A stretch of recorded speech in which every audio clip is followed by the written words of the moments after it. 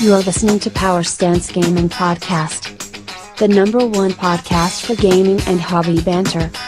With your hosts, Jacob, Brad, and Muddy.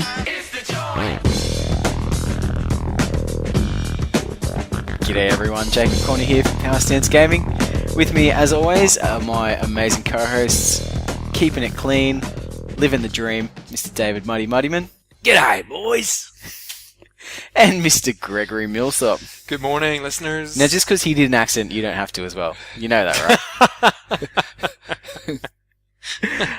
What's happening, lads? How have we been travelling? You want to go first, Greg Star? No, you go first. Oh, I can go first. Yeah, pretty good. Really? Because we're recording on the Saturday. Yes. And yes. Our Last Jedi spoiler special came out today. Oh, did it? How's the feedback? You getting any? Oh, I'm waiting to see if everyone hits me up on the Twitters. The Twitters? Do we have a Twitter account? They'll be like death threats. Yeah, I don't know. You just put like hashtag everything, yeah. and then it apparently That's works. how it works. Hey, Greg. That's exactly how it Yeah, works. no, I think it's all good. I think it was a decent discussion, and like we said previously, we kind of all flipped. So we all kind of agreed with each other at parts. Yeah. But at the end of the day, I think realistically what you have to take from it is that it's Star Wars and you kind of just got to let it go. Actually, Greg said something after I think we'd finished recording, which really I reflected on what you said. You won't remember. You said that the kids got a lot out of it. Mm. And I think that's the part that I'm missing. I'm wanting it to cater to me. And so a lot of the humour, I'm like, whereas a child might be like, so they're the new generation to watch it, so I can kind of go with that now. I mean, just another point is, my dad went to see it with my brother and his son. Yep. So you've got 3 generations going to see a movie, and the age ranged from 15 till 73 or 4. Yep. That's a pretty impressive. And they all walked out with. Yep, they all happy. walked out loving it. Yeah. So that's a pretty impressive. That's a big fair tick. call. Yeah. Yeah, good.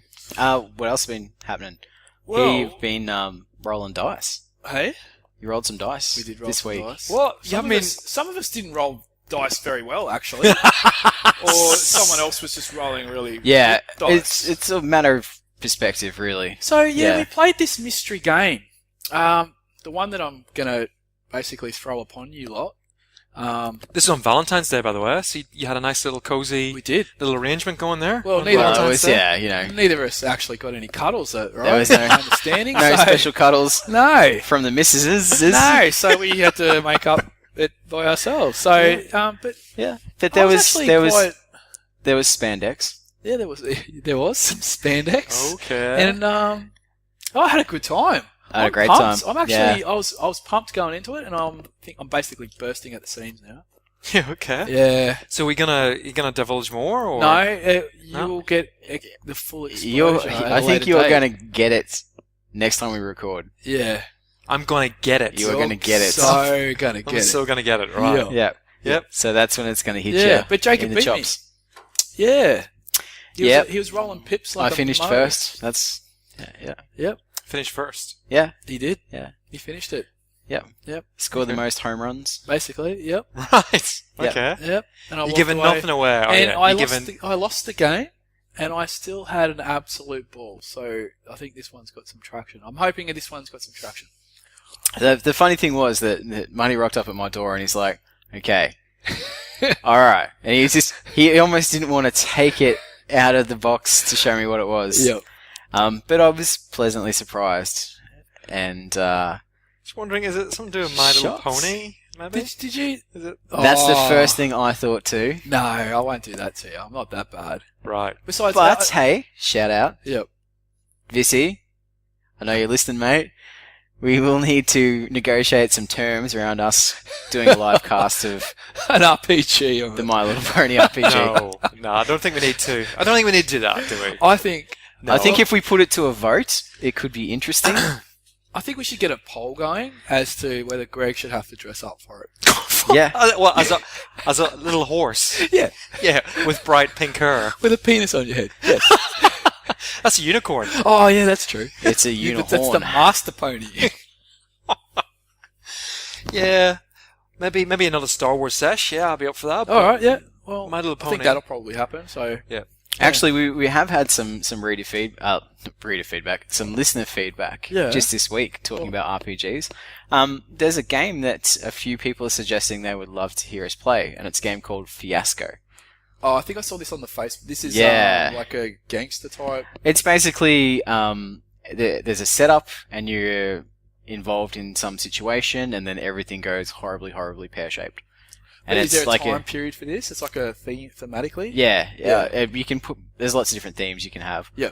But it's like a one shot, and there's no preparation, no setup, no GM. Just everyone's in, play, off you go, kind of thing. So Well, look, could be a lot of fun. I'm down. I can do it. Because you kind of all looking at me like, oh, here he goes. I can do that. Greg's gonna have to step up to the plate. Why do I have to step up to the plate? Just let me. If he's not going to play enlighten My me. Little Pony, What are we going to make him play then? Which kind of thing's fair enough. Like, I just think that's kind of fair enough. he has to at least dress up as a pony during the RPG. What? But I'm sure This other Yeah. RPG. Okay. I'm sure Fiasco's based around human characters. Like, Well, as it a doesn't horse, necessarily. all I would do is No, I just want to see you dressed up as a pony. That's Well, kind of the all I funny would thing do. is, so Fiasco plays in scenes. Okay, Ooh. so you could do your scene from the pony's perspective, and it could all be interior monologue. Yeah. Like, oh, here are Give me a these carrot. fucking Where's humans. my sugar cube? You played a Where's my sugar Wookiee. cube? Oh no, it's Muddyman. Where's my sugar cube? He's got the stool. You played a Wookiee before. Yeah, Wookiee's different. Yeah, but you were a bear, like a rug half You're a the rug. time. Rugged and went, Doing a bloody good job of it. Thanks very much. Oh, you did rip the arm off some dude, didn't you? That was your Yeah, job. that was pretty cool. Yeah, that Brian was pretty much did all cool. the work. All right. What you did not? So we might even put it out. Maybe what we could do is we could, if we want to play Fiasco, maybe listeners could choose the playset, the theme for us, Oh, that could be That's interesting. when and where it's set. Not Roman or Greek. Okay. Oh, No, I think more modern ones could be a bit more fun. So Yeah, I would say we so, might yeah. put some options up and have a vote or something. Okay, See good how we idea. go. all right, Yeah. I can roll with that. That'd be Apart cool. from that, that was pretty much my fortnight we're talking about. So Yeah, pretty 2 weeks. Yeah. haven't done too much. Wow. Okay. Great stuff. Yeah, been pretty busy. Played Hero Quest the other night with the kids, which was a lot of fun. Did you turn the lights off? No, we didn't. We played in the morning, but it was fun because I said I give them I think 400 points worth of gold coins to spend on equipment. Jeez, did they tool the? I was going to say that seems like a lot. It is. They tool the dudes up to the point where anything they touched just died. Like none of the bad guys could. So they had a good time. Yeah, they just wrecked all the dudes. So it probably was a little bit overzealous with the gold coins. So you walked away probably cranky, going, "Oh, I didn't even have a chance." No, to it was win." fun. It was fun because it was sort of quicker. Did so- you make them cry at any point? No, Oh, you're a good dad. yeah, I was good. You're softening up on them. Yeah, a little bit. We played Black Ops. Jacob made there yes. last week, which was a lot of fun, and it got me thinking actually Oh, here we go. that Oh, this is scary. yeah, It was fun, but I'm scared about the thinking. I reckon you should let the listeners know. Maybe not let the listeners know, but give them tips as to how to come up with a scenario, because the scenario we played, which I imagine you just thought of, Pretty much on the fly. yeah, was brilliant. It was so much fun. Okay. It was really good. And Yeah. I think if you could just impart some of that knowledge with the listeners, I think Maybe we'll make a segment on next cast. Mm. Run a good scenario. yeah, Something definitely. Like that. I don't know. I'll 'Cause have it a was a think lot of and fun. put some stuff together. Yeah. If people want to hear about it. And the game, it was brilliant. It was literally the last couple of dice rolls. It was in the balance. My 4-man special forces team cruised through the village, slaughtering everything, and set all the fanatics, all the bad guys. Did they actually shoot, or did they hide in the bushes? Nah, they shot this time. He actually, what? actually played pretty stealthy. He did some sneaking. He took out some sentries. What? With a shotgun. Just sit in the bushes. Had you just watched Rambo? Took out some sentries in the middle of the night with a shotgun and woke nobody up. You fired a shotgun and no one woke up. Yeah. They Yeah, were some heavy my they were- sleepers. commander. they're probably no, thinking he it was was no thunder. Yeah. shit. He was the heaviest sleeper.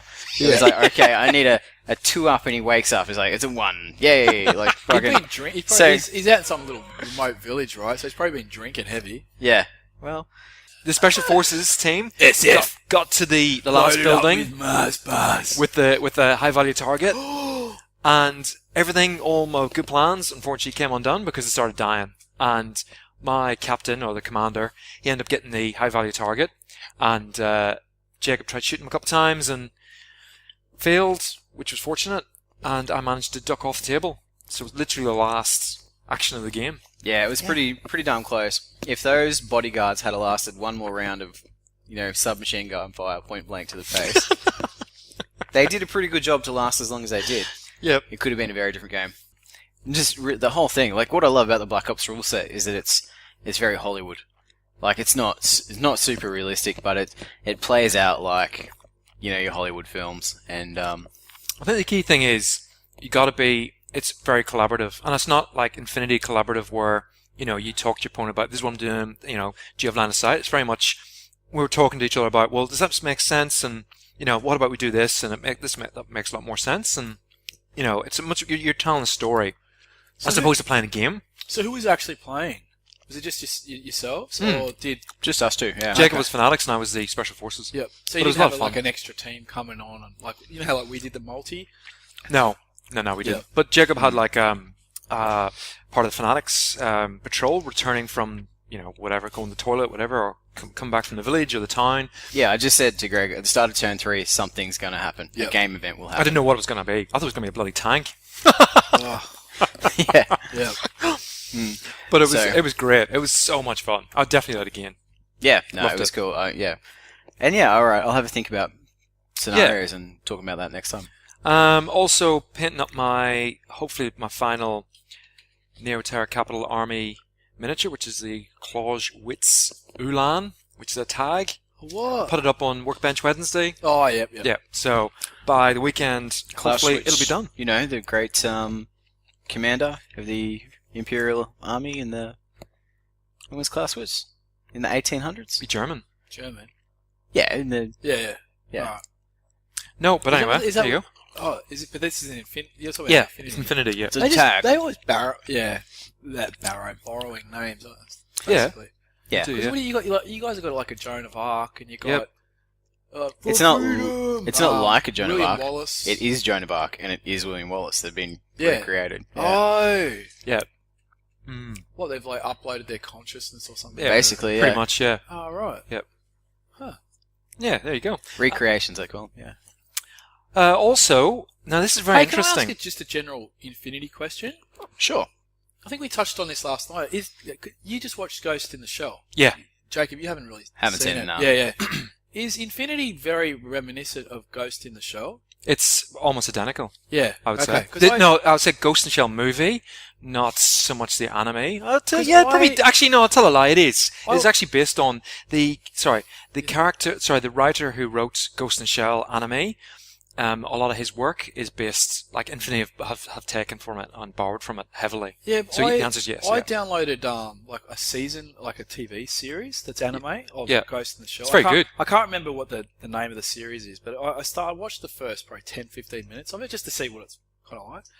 And I was looking at it going, this is Infinity. Like they Yeah. even did the camo Mm. where they just disappeared. Yeah. They were about to assault this terrorist thing, and they'd taken control of these robotic things or something, and they were storming the building, and they went full camo, like they just literally disappeared. Like Predator style-y. Yeah, and I was like, holy shit, that's like with those minis that you've got, where Yeah. they're like, yeah. Yeah. No, Alright. it's based heavily off Ghost in the Shell. Because we were talking about Altered Carbon. Have you watched any of that yet? No, not yet. Ah, it's brilliant. So good. Time. I need 25 hours in a day at the moment. Yeah, tell me about it. Now, the other thing I did, I had a very interesting chat with Ken from Queens and Knights. Anyway, King's Ken. yeah. Long story short, he's ordering some terrain from the UK, and I'm getting some resin cars. But he got on to chatting about the King's guys and the fact that they take the bus trip down to, not the bus trip, to get the Hara bus and get a load of Queenslanders down to Cancun. Yeah. Anyway, we were yakking about it, and he was saying that he hit up some guys over in Singapore, and they're maybe thinking about going to Singapore to play some King stuff. Whoa. Yeah, and I said, I wonder if they do Infinity. So he's going to ask them. But it also got me thinking, I thought, and listeners wouldn't be aware of this, but way back in the day, this is going back a few years, we talked about going to Nottingham this year for your 40th We did. to play 8th edition over in Warhammer World. Yep. And of course, what happened? They killed Warhammer. They blew up Warhammer. Yeah. So So- year or two before. Yeah. So that sort of poo-pooed that. Which is good because all the money I had saved for the trip I spent on Infinity. I can't believe you still did that. You're putting squirreling money away on the side for that. I got 2 kids and a mortgage. I can't just go, I'm going to fucking London, see ya. Yep. That's so clever. I wish I'd done that. I'd have 2 or 3 grand in the bank, just all for myself. You would have put it all into ABC by now. Who's to say I'm not? Anyway. But it got me thinking. I thought, hang on, why not maybe not Singapore? Why not? Let's go to New Zealand for a tournament, or Too many bros. Tonga. Go to Tonga. Tonga. Let's even play war games over there. Burwood. Well, here's the thing. We've got listeners in Japan. We've got listeners in Malaysia. We've got listeners in Sparta. Ireland Sparta. Ireland. and UK. Yeah, so Sparta. look, Maybe not Sparta. I reckon if they got organised and they bought us tickets and got us accommodation, we'd be there like that. So, Bought us tickets and got us accommodation. Yeah. 2 kids and a mortgage. You missed that bit. Yep. So I realised I just dropped that on you. It's not quite the response I was looking for, but maybe we could just think about maybe something like this, perhaps. We can have some post conversations Yeah. about a possible trip somewhere. All right. It's an interesting time to raise the topic. Yeah, right now. 20 minutes into the cast. But Okay. hey, But love your work. Could be Yeah. Perth. Okay, we could go to Perth or Darwin. Darwin would be so much fun. You know what's Darwin's better than like going a to Darwin? mad- It's a mad city, Darwin. It's hot. It's crazy. It's really hot. They're mad Alright, up there. Perth could be interesting. Perth. Yeah. Perth. Yeah, Perth. I heard Perth's a bit of a party town. Don't go swimming though. My brother went to Perth and can't remember. Oh, that's actually pretty much every trip he takes. Yeah. So, only thing about not the Perth- best example. Perth's okay. I would say Darwin's wilder than Perth. Like massively. I was reading today that the ratio in Darwin is 106 men to 100 women. Now, our banter is bad enough when it's 50-50. If the numbers are skewed, you're not selling it, Greg. Yeah. Of course, we'd be better looking and more cultured and not wearing high-vis, so we'd probably have an advantage there. I still think Darwin. Or Tassie. But you know, Tassie. Darwin's Hobart. Darwin's hot and I'm fat. You got to take that into And account. he's going to be going outside yelling Yorkshire everywhere. Yorkshire! See, that's not even how you do it. See, you completely got it wrong. You gotta do it, you have to do it, like, as loud as you possibly can. Oh, well, I can't exactly do it. Again, exactly. yeah. See, there's no point doing it then. You see what I mean? You just gotta leave it be. Okay. So anyway, that's All right. that's So now what that I've been you've- up to. You know what? I was completely thinking we do should have have our next PSG event is a shouting contest. Yep. Yeah, we'll Yeah. find a venue. We'll blow the listeners' ears up. But we're not yelling Yorkshire. No. We're yelling kebab. There's no point. There's no point doing it. It makes no sense. That makes no sense. And Yorkshire what does. Yorkshire does. Of course it does. That's what they do in Yorkshire. If you lived over there, that's what they do. That's what people do over there. They're very proud people. That's what they do. They're very You're Yorkshire. Yorkshire. They are very proud people. I have to admit, there They are. was when Leeds changed their logo about a month ago. Leeds United changed their logo. Like there was nearly riots in the street. Yeah. So those you give it to those Northerners. So Yep. yeah. You don't mess with them. I really like kebabs. Still. That's passion. And finally, the other thing I was up to was obviously some ABC stuff, which has been taking a lot of my time up. Okay. Business. fantastic. Business is business, though. It's Yeah. good. Well, it's making it, really. Making the game, not really business. Bloody hell. It's a challenge. Speaking of making games, Big J. got some Jacob. big yeah. Big J. Yeah. It's like a big mate. Only when you look at me sideways No. from the side. They go, oh yeah, he's actually. He's aesthetically There's pleasing. some girth there. Yeah, so speaking of business and making games, engage an artist this week for Charge the Lasers. It's all happening. It is happening. Yeah. Yeah, I know there's been very few updates on the little blog that we had going on the Facebook page, but because there's literally this whole time has been the updates would be still looking for an artist. Still looking for an artist. Yeah. Still looking for an artist. But I got one and I'm very happy, so we'll see how this plays out and hopefully get some previews up in the next couple of weeks. Yeah, wow, just that'd be awesome. Keep updating. So- Once, you get info. Yeah, it's all coming together. We've got the layout starting for the cards, and yeah, as soon as we get some artwork, we'll get a couple of test decks printed and go from there. That's So- wicked, man. What about your game? I've given I was saying to Jacob last night, I've given myself this year. Wow. to have it Yep. pretty much sorted for us to in print. play. I'm not doing what you lot are trying to do. Yep. Yeah, but yep. The other thing, I've obviously played Black Ops with you, and I played the mystery game with you. Oh, And it's fucking awesome. any night that There's I've no need not to swear. been doing that, I have been working on my Pulp LA source book for the Genesis game. Huh. What started off as a conversation down the Uke Bowl. Hey, I think I'd like to... CanCon. Yeah, CanCon. What started off as a conversation down to CanCon that I'd like to How run wasted was he? a Pulp detective game. Well wasted. I was pretty wasted, but because I'm reading the Raymond Chandler stories at the moment, Yeah. and I'm like, oh, this would make a really cool RPG thing. Oh, maybe I could run it using Genesis. So I started looking and mucking around and getting a bit of background for a couple of scenarios I had in mind, and it's turned into about a 40-page document so far. I'm getting the feeling that RPGs are going to be a flavour for you for. Yeah, I think it's just this. I mean, because I'm probably really into the stories at the moment, I Yeah. managed to sink my teeth into the world. But the more I learn about LA in the 20s and 30s, it's just blowing my mind what life must have been like back there, and how different Los Angeles was to how we think of it now. Oh, you'd be able to get away with so much. Well, I think you get away with so much now. It's like 20 million. Is it 20 plus million people live in LA? Like, it's huge. It's the size of Australia, like, population-wise. It's It's a lot of dodgy dudes. the city of And LA. chicks. A lot Yeah. of cameras. Well, no, LA itself. Yeah, it's huge. But back then it wasn't. Back then there was Yeah. 500,000, and there was all oil fields everywhere and all little towns, basically. Working class. Basically, Yeah. very rich dudes and chicks, and very, very, very poor people. Yeah, you And drove not through much in between. the countryside and the oil fields to get from downtown to Long Beach. Like, yeah, it's just nuts to think, and corruption, like, it's so corrupt because of prohibition. And then when prohibition repealed, then basically they go, oh, but we like being corrupt, so we're just going to keep, being massively on the take, all the city officials and the, police and everything. So Pretty much no different to today's politics, really. To I be think honest. you've got to be a little bit cleverer, though. You got to be a bit cleverer. Yeah. But yeah, it was clever. pretty Subtle. blatant back then. Yeah, So a bit yeah. more subtle now. Yeah. So I'm just getting into it and like doing like research in the cars, researching the weapons, all that sort of stuff has kind of sucked me in a little bit. And all the little landmarks around the town. Like there was a lion farm. In Los Angeles in 1930s there was a lion farm that had at one stage 200 lions. Now if you were playing a hard-boiled crime RPG, wouldn't that be a great place to have the showdown? Like at the lion farm. That's a lot of teeth. Yeah. That's cool. They had lions because of the movie studios. Oh, yeah, yeah, yeah. fair And all that enough. sort of stuff. So, Yeah. yeah. Bloody hell. So there's all these little cool little tidbits I'm finding out about LA that I'm just like, oh, that's so good for a role-playing game just to have that in there. And you know me, I'm anal for detail. Like all my Star Wars games are all accurate to canon and all that sort of stuff because I'm, that That was anally fine. retentive. Yeah. Yeah.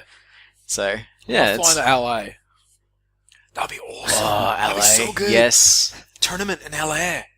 Let's do it. Well, Las Vegas Open next year. Let's go to that instead of shot. CanCon. Get shot because you took the wrong street. And that's totally legit business. That's dead set. I could write that off as tax deduction Yeah. right there. I think so. That's Yeah. legit. That's research. Let's do it. Yep. Go to do one it. of those shooting places. You just, ever since you saw Josh with that photo of the 50 cal, you just got a chub for Yep. that. Yep. I'm like, I want to do that. So I wonder if they play Kings at Las Vegas Open.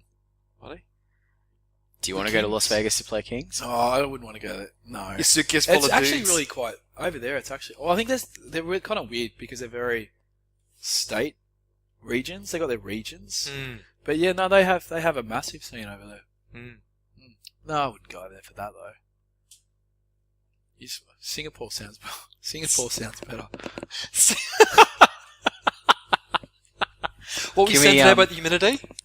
Oh, I'll take Do it. you know how humid Yeah, Singapore yeah. is? I know. Yeah, okay. I know how hot it is. Yeah, right. Yeah. A few Singapore slings soon sorts that out, Yeah, though. but they got some cool stuff over there. Yeah, all right. Yeah, I hear what you're saying. That's Workshop me. shops. That's me. We might put a pin in it there before we incriminate ourselves any further. And I think just get straight in the news. Yeah, thanks, Greg, for completely derailing all of that. Anyway, okay.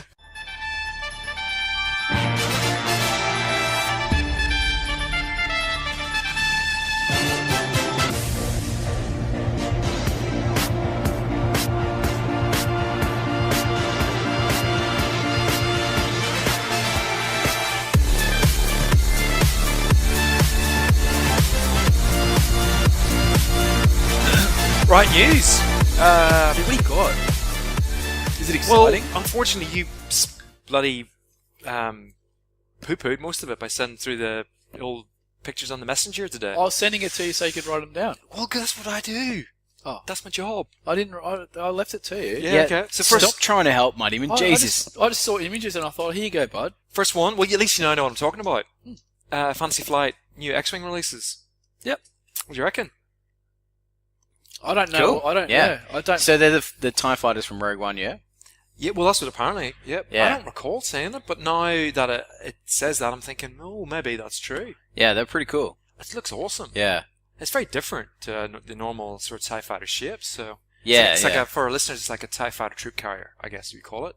Quite elongated body and long swept back wings. Looks awesome. Yeah, so you still get your big solar panels. Yeah. Yep. But yeah, a little bit different. And Yeah. I do like the X-wing and U-wing variant, the colours. Are you going to grab those? Nah, we've hardly any X-wing ships. We might have 20 at most between. Is it too many or? What do you there is mean, about waves 6 of months. X-Wing? Yeah. Nah, because people keep buying it. Yeah. I suppose, People keep yeah, buying if they're not, because it's a collectible game. Each Yeah. wave comes out with stuff you need. Yeah. So you get the stuff you need, and your old ships go on the shelf, and your new ships hit the table. Is it? Do they? I don't know because I don't play X-wing. But is there? Have they got a habit of with the power creeps with the new ships coming out? Is there any Yeah. like there is? Yeah. Okay. It's not huge, but But it is and, there. And I don't know whether you remember when we did the Shadespire review with Big Mike, Yeah. and he said it kind of divides people into camps: people that play the powerful ship, and the people that try and counter the powerful ship. Yeah. Yeah. But it's Bit of still- an arms race. Yeah. Ah. Yeah, so that was that. What else we got?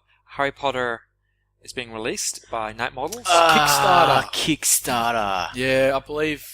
What was the date? They had a date. March. Yeah. Mid-March. from 14th? memory. 14th of something? March, Yeah. yeah. Look, and listeners, if you've been listening for a while, you know I've been hanging out for this. I'm a bit of a Harry Potter fan from 20 years ago that stuff came out. Yeah. Is it that long? I've never Yeah. read the Don't books, say that. yeah. It feels like yesterday. Yeah, Oh, no, God. I was still in high school when the books came out. So, Ugh. and and the models look great, and they're going to resin, and Which they're you were happy with. I'm very because happy you were- with you because were hoping they didn't had the issues that they were having with some. yeah, of the Night models. Models medals haven't got the best track record, but Kickstarter. Dude, just jump on it. Just go with the flow. It's Yeah. like watching a Star Wars movie. Just go with the flow. But you know what I mean? Like, do they need to kickstart it? And I think it might help. They're not probably the biggest. They're not one of. It's not like Games Workshop.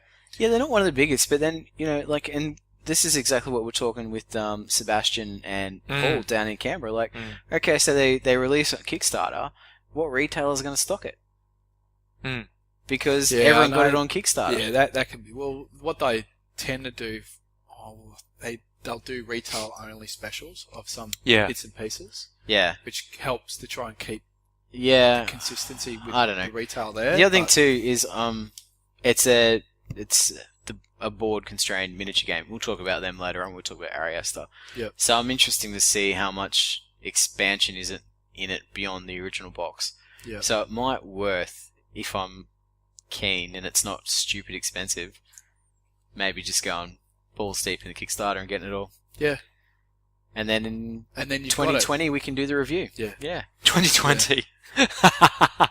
It'd be interesting once the Kickstarter goes up to find out the details for their The release. their ETA. Look, it'll be funded in a minute, and it will blow all its stretch goals out. I'm not concerned in any way, shape, or form about that because there's enough Harry Potter fanboys in the gaming community, and I'm one of them, proudly. Yep. That will sink the cash into it, but it's the Kickstarter format that shits me. Yeah, he doesn't like the Kickstarter. But at the end of the day, comes down to it. They've decided they're going to do a Kickstarter. You want the Harry Potter game? Yeah, Support them. yeah, Go with the flow. that's it. Put on the knee pads, Yeah. take the strepsils, and Yep. just back to Bit of Kickstarter. KY. Get into it. Yeah. So, I don't know. So it's all going to come down to cost Yeah. and stretch goals and You would think, price-wise, what do you think, price point? You'd think 100, say 150? 150. Yeah, You'd think, wouldn't you? I mean, that's a pretty fair... I'd say so. Yeah.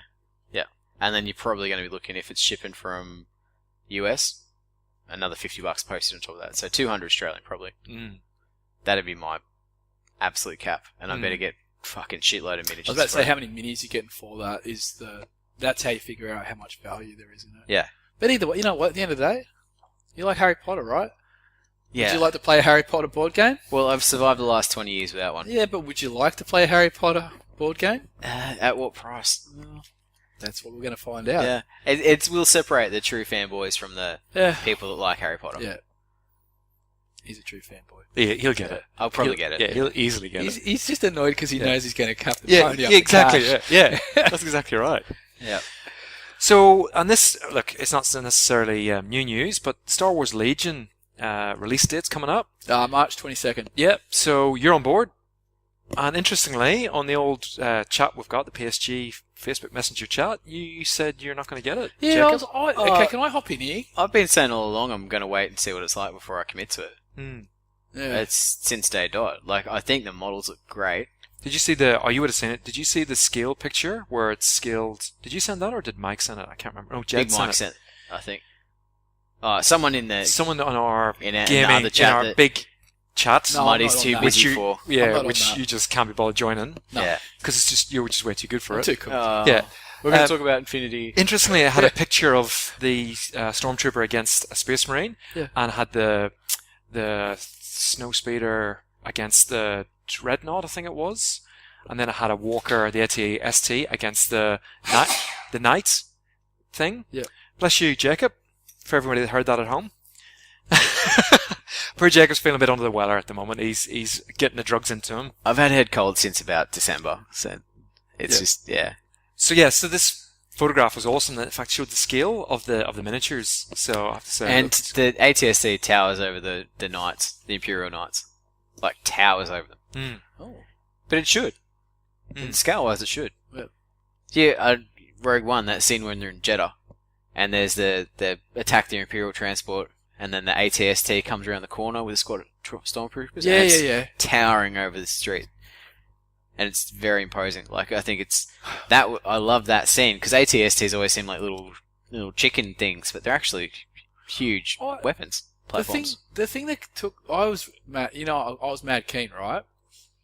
I was actually taken. I felt like it was really weird because I'm the guy that's criticizing Star Wars movies, and I'm the one that's like, oh, we're gonna get it. And you guys are the Star Wars keen guys, and it's like, oh no, we're not gonna get it. And I was like, oh, well, if you guys aren't going to get it, I'm just going to take my time with it. I thought you'd bought it already. No, I was literally about to put like 500 down for everything that came out. And so I hit you guys up to see, well, I'm more interested in getting the Imperial stuff. And so if either of you were going to go get the Rebels, split it. I could just get rid of all the extra Rebel stuff off my list, so I could just buy it later. But then you guys didn't seem so keen, so I was like, oh, I might just get the core game, see how it goes. But something else came. It's not pre-painted. Yeah, that took me by surprise. I thought it was going to be pre-painted. I thought it was all pre-painted. So all those images that we've been seeing, and even other people that they've been sending the minis to, and they've been using them to, have all must be studio painted or something. And I just, because all their other stuff's all pre-painted, I've just assumed it'd be all. Well, Rebel Assault's not. Yeah, but it's a board game. Yeah. Yeah, so I just assumed it'd be the same sort of thing. Better learn how to paint white there, boy. Yeah, it's really hard, isn't it? Spray white and then do the little black bits here and there. Yeah, but you do have to actually assemble them too. Oh, really? Yeah, I don't think there's much Yeah, okay. to have to do. Like, I don't even think they're on a sprue. I think they're in like here's your guy. He's in a bag, like in a bag, and you just take him together, and it's like a quick fit type Snap things fit, or something. Got to keep those Chinese workers Yeah. working. But yeah, I was quite taken. I just assumed it was painted. So then I was like, oh, I'm buying $500 worth of stuff. I'm gonna have to sit there and paint it all as well. Oh, couldn't you just get away with spray painting it white? Oh, if I just with the Imperials, pretty much, yeah. Oh, they'll be easy to paint. It was just like, oh. Might be, like, I'm not saying I'm not going to get it. I'm just saying I want to see how it goes. Yeah. And I want to see whether people play it. And I want to see what, even maybe wait till Wave 2 or 3 to see what comes out. Well, they've shown Wave 2, which I think from memory was June. And the other thing you got to remember is Leia was on it. Remember that? Okay. And then they had some Starship Trooper guys for the Rebels or something. That was one of the expansions, and the Imperials had the Fleet Troopers with Troopers. the helmets. Yeah, and the Imperials had the Snow guys. Yeah. And was it Veers? Commander That's Veers? it. Yeah, they had. I don't Yeah. know. Yep. Yeah, I don't know his name. The other thing you got to remember is I dropped a shit ton of cash in Fallout. That's yeah. shipping very soon. Yeah, So- and then you got a Harry Potter. Kickstarter. Yeah. That's gone. That's been and gone. In March. In March. Yeah. I know. Everyone just wants your money, right?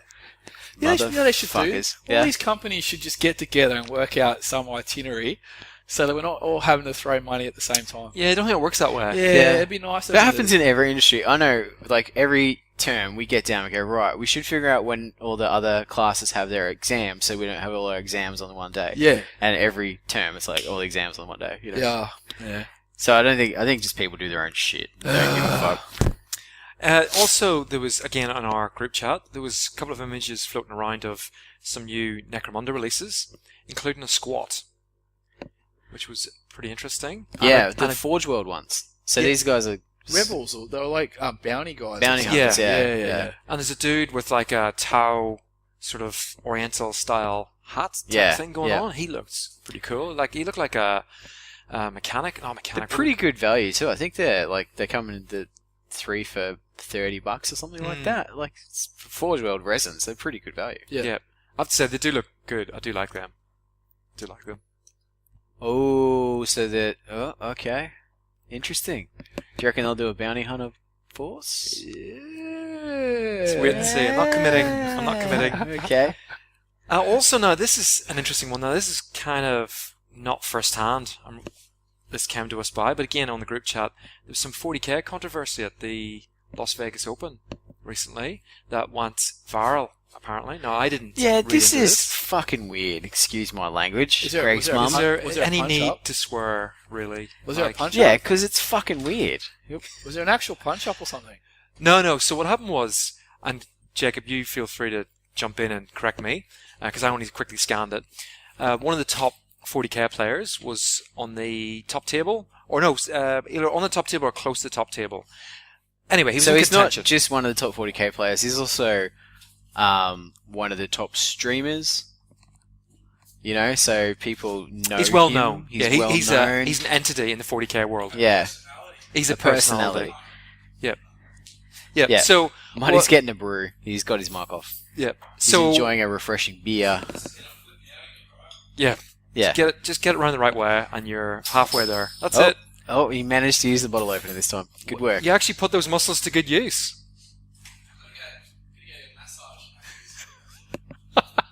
So what happened was this entity, this personality, who's well known, good guy and all that sort of stuff, he got gypped on, I guess, by his opponent. So his opponent slow played his first turn. Oh, the old Slow play, yeah. Yep. So, and the story goes, and again, I've only heard it secondhand, I haven't seen the footage of the game or whatever, is that he was trying to speed things up, and so he put on his deep striking unit. Problem is in 8th Ed, when you deep strike, it's the last thing you do on your turn. So his turn was over. Yeah. And his opponent called you deep strike, turns over. So there's some real sheep stations going on here. Well, it's the Yeah. big tournament. Mm. So, and again, I could be getting this wrong because I'm not super into it.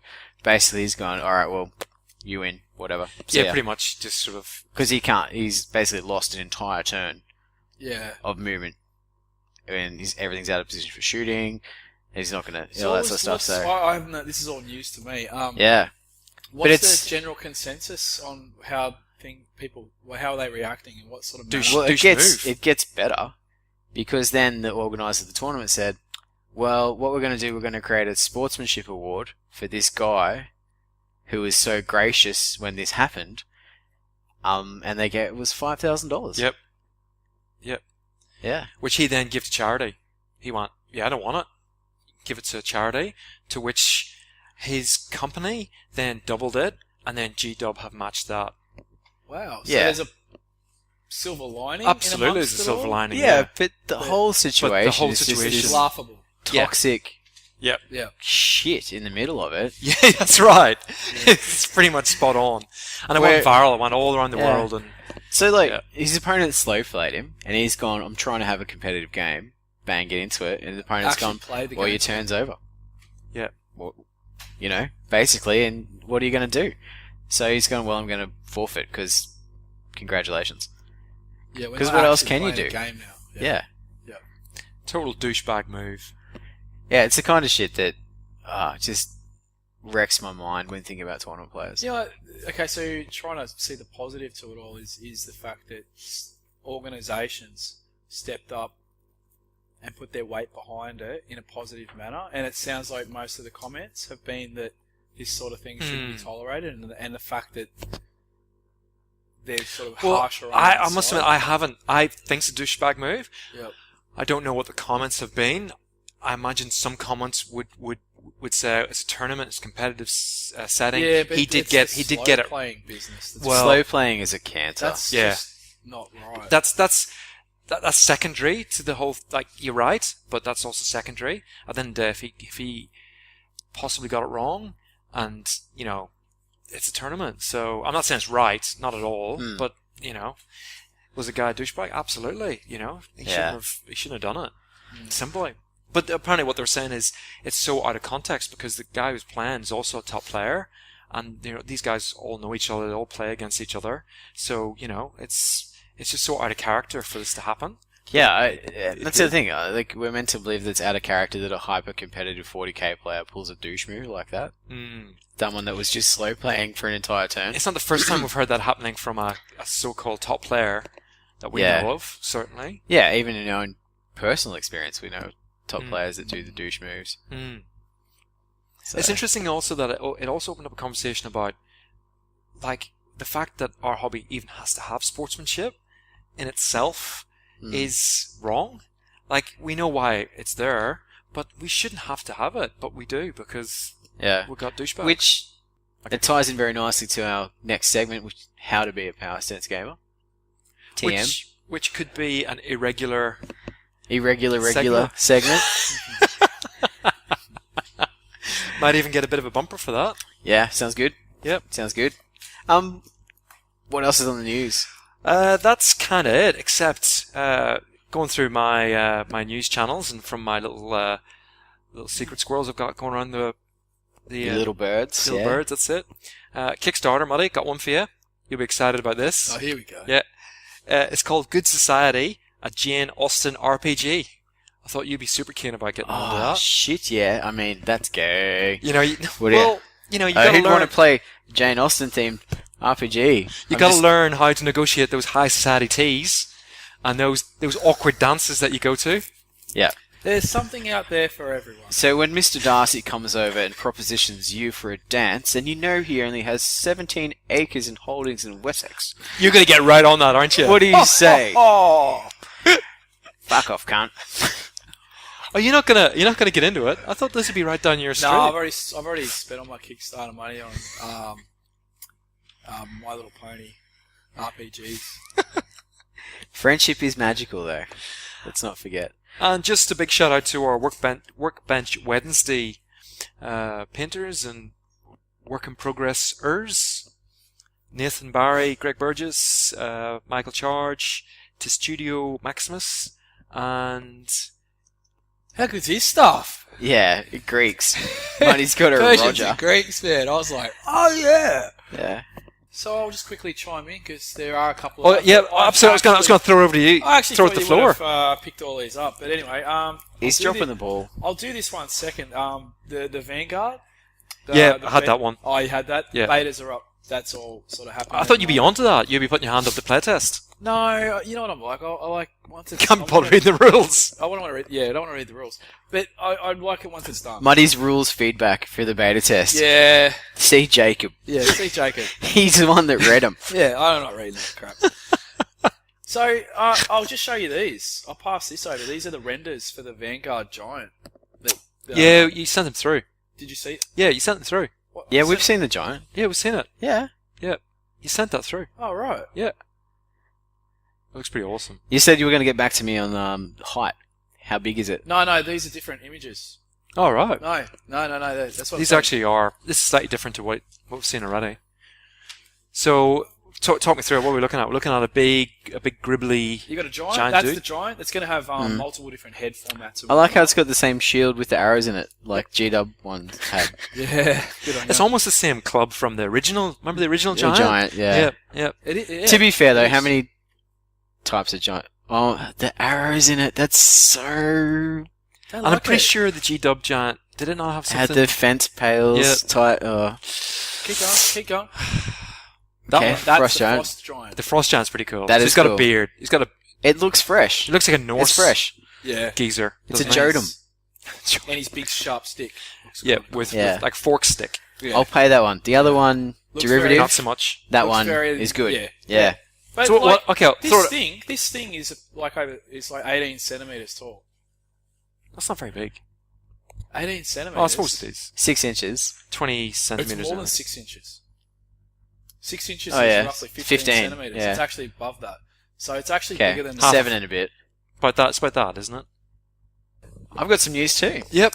I'm surprised you didn't get this stuff as well. Oh, come on. Wave Whatever. 2 sculpts for Fallout by Infinity, Fallout by Modifius Mhm. have been released, including everyone's favourite android detective, Nick Valentine. So good. Okay. So good.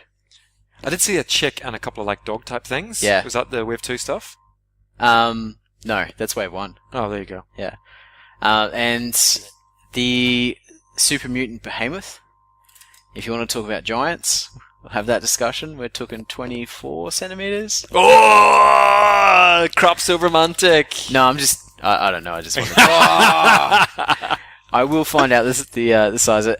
And also, and I don't know whether you guys are even into this.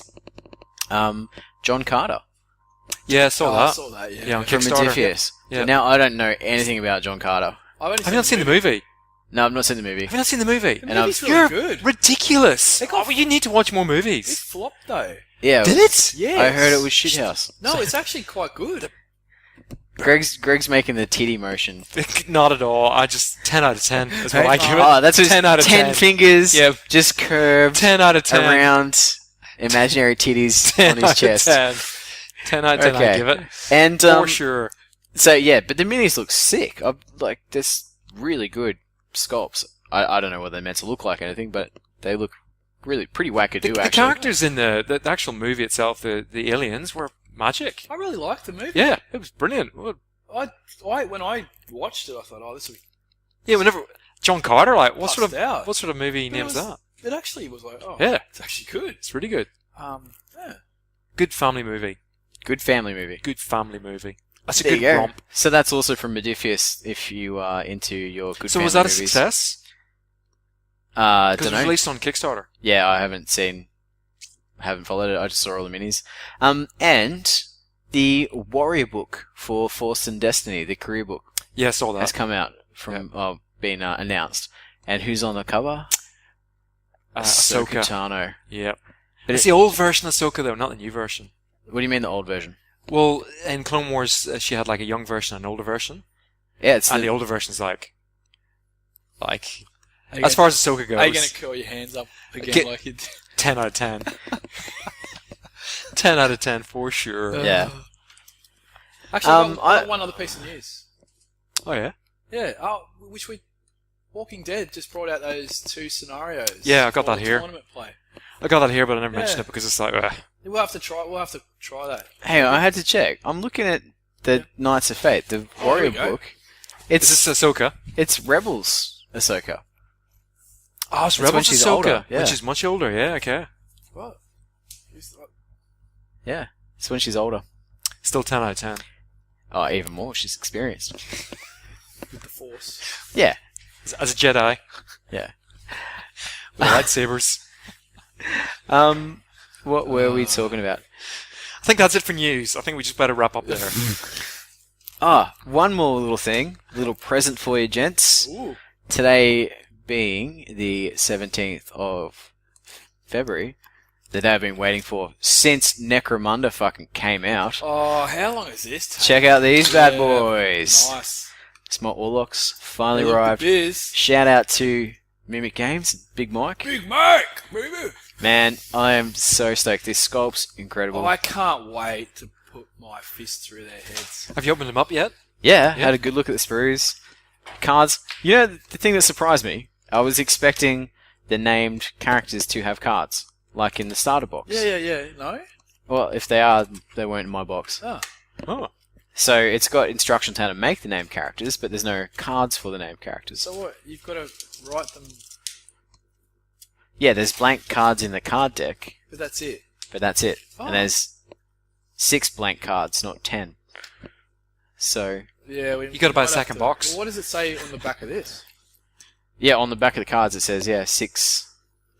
26 cards. Ew. So as a non-Necromunda like player from back in the day, what's the Orlok gang all about? So they're not, Orloks- not that muscular like yours. Orlocks were miners. Oh, okay. So, Smart. yeah, and they've got the things like harpoon guns, servo arms, which is kind of like low-tech power fists.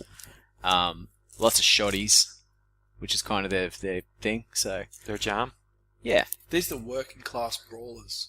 Yeah, they're not the drugged up psychos Yeah. or the Goliaths. Yeah. Still got the nice bases and whatnot. Yeah, I like the bases. Yeah. Um, They look the biz though. These look really good. I was actually, yeah, they look really good. Yeah. Yeah. I'm actually quite impressed by these. I'm just bummed that they don't have the character cards.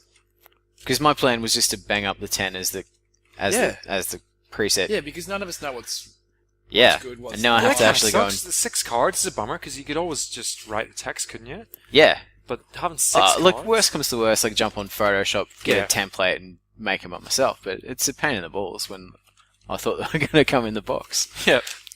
So, They're awesome. maybe You got I'm the missing dice something. as well. Of course, got the full set. Yeah, well, I had to get a set of special dice for Of course you do. Necromunda. Of course you do. Yeah. They look good, the dice too. They're good colours. Yeah. Are you going to paint them up like as per the box? Dunno. I do have a blue and black army that I've sold, so maybe I'll just paint them because my nomads that I've offloaded. Oh, you sold them, did you? Yeah, I did. Yeah. Nice one. Thank you. It's not official yet. It's Ah. going to be. I think it's a case of when he's got enough cash squirreled away that the missus doesn't know, Oh, okay. and we've all been in that boat. So that's the Orlocks. Nice work. Thank you. Great. Get a game in soon. Got something for Workbench Wednesday next week. Yeah. Yay. A couple of workbenches and that. No, just one. There's only 10 models. What do you want me to do? Brilliant. I think that's the news. That's a wrap.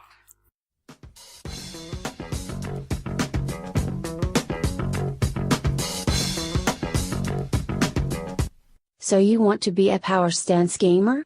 Listen up to find out how. Alright, so what we're going to do is we're going to jump straight into our next segment, which is a new segment, and we're all pretty excited about it. I know Greg certainly is. This is a little segment we call How to Be a Power Stance Gamer. Because you want to be a power stance gamer. Everyone wants to be a power stance gamer, right? Right. Absolutely, yeah. Yeah. That's what I thought. Thanks for your support there, Greg. Thanks, Matty. Oh, Good sorry. backup. Yeah, of course you do. Wearing your Power Stance Gaming t-shirt. Yeah. Now, our new segment is called How to Be a Power Stance Gamer. And basically what we want to do is chat about, would you call it gaming etiquette? I would say so, yeah. Gaming I think etiquette? all-round good gaming Yeah.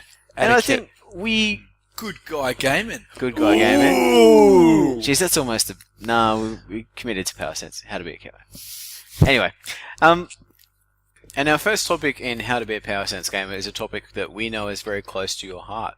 One that you are very qualified to talk about and feel quite passionate about, really. Not really. Actually, now that we're talking about it, I've obviously got no notes, but something's just come to my mind, actually. You continue. I'm going to hit you with some of this in a minute. Oh, okay. So the topic is, it's, I guess, how to lose like a winner. How to lose like a winner. How to lose like a winner. I love it. It sounds like a Tony Robbins book, but all right, let's go. Yeah, so it's. I guess it was a few years ago now that I came to this realization. I was playing. I'm not sure if it was 7th Ed Fantasy or 8th Ed Fantasy. I think it was maybe 7th Ed Fantasy. That you know. Look, that was a dark period. You can't.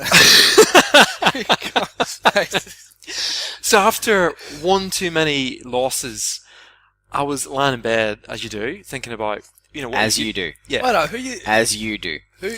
When did you lose? Who?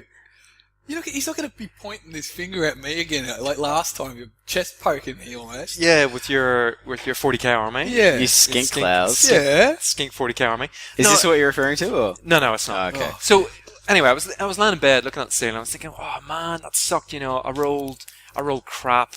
You know, just bloody dice. You know, Blame the dice. Yeah, exactly. I was just like, oh, stupid dice. And then the realization, it was like the clouds opened and the beam of sunshine came down, and I thought, it's not the dice. You know, it's your list or your. It's your just turning the light on and telling you to shut the fuck out and try to sleep. Get to sleep. But it was more to do with that realization. Hang on a second, it's a holistic game, and of course it's got dice. You know, and the dice are gonna misbehave. Fickle. It's how you react as a number one as part of your game plan is concerned, and also as a gamer. You know, so if you got this one game plan, the old Death Star back in 7th edition. You push that forward, you lose that. What would happen? Well, you just go, oh god, I've just lost. Get sulks. Yeah, you get sulks. And whilst that didn't hit me right there and then, that aspect of it, over a period of time, I was like, when I walked away from tournaments and got beat, and when I got beat heavily or whatever, or it was a 20 zipper or 11-9, whatever it might be, I'd walk away, and because I had that realization, I always put my, I guess, ill feeling, maybe, sulkiness on the back burner and think, no, you're looking at it the wrong point of view. Because you get quite emotional. I do. I get quite emotional when not emotional. You get caught up in the moment, when you're playing the game. Yeah, what about that game when you flipped the table? No, I didn't. So I guess the point is that you get quite caught up in this moment, and straight away you go, oh, it's dice, or it's because of this, or because it's that, or it's because of this mechanic in the rules that I don't like, and that's broken and stupid and it's crap. But the reality is, when you actually walk away from it, and maybe 24 hours, maybe that afternoon, or maybe 48 hours later, and actually look in the cold light of day, when you don't have that emotion attached to it, you actually go, well, no, it's not that mechanic. It's, it's not because the dice failed me on that day, unless you're Jacob, of course. Thanks for the shout out, yep. It's because my list was crap, or it's because my setup on the day was wrong, or you know what, I just got beat by a much better opponent, and therefore there's no point sulking about it. There's no point being in sads about it. You just learn from it and improve. And maybe it's to do with rules. Maybe you felt you got hard done by because there was a certain rules mechanic, and you got to go, you know what, you got to suck it up and go, you got to learn the rules more. I know you've said that to me before, and you're absolutely right. You got to walk away and go, yeah, that's the rules. And I guess there's been some talk about the crit mechanic in Infinity now. In Infinity, uses D20, as some of our listeners are aware, and it scores between 1 and 20, obviously. Now you've got a target number to achieve, a sweet spot, and if you hit that target number, it bypasses pretty much everything, your armor, whatever, and it's straight away it causes a wound. There's nothing you can do about it. That's just the way it is. And it also, you win the face-to-face roll against your opponent. So, and a lot of people say, well, the crit mechanic sucks because it's a great leveler, isn't it? There's always that chance to score, to hit your opponent back. So your opponent might set up the most perfect strategy or the most perfect play, but because of the crit rule, there's always a chance that player might be able to win the engagement. King's War's got exactly the same thing with the breaking. Yep. No, the nerve. Check. So you roll the double 6. Guess what? You cause 1 wound on this massive unit. Double 1's the worst. And you roll. Isn't it not if I roll the double 6? No, it depends on what you're doing. Double 6 is. It's to break it. Yep. Take it off. Double 1, you could have done more wounds than what the unit has in nerve, and if you roll double 1, it just sits there. So from a gaming perspective, that blew my mind with Kings of War when I learned that, because all I had to do was just create one wound, and you've always got that one chance, that 1 in 32 chance of taking that whole unit off, and it's gone. Now, if I was a Kings of War competitive player, that would do my head in. That would just absolutely do my head in, because how do you factor that in? Yeah, how do you factor that in? That's a different discussion about strategy, but from a I guess how to be a good winning at losing, that's the game mechanics. If you don't like it, yeah, find something else. Find something else. Simple as that.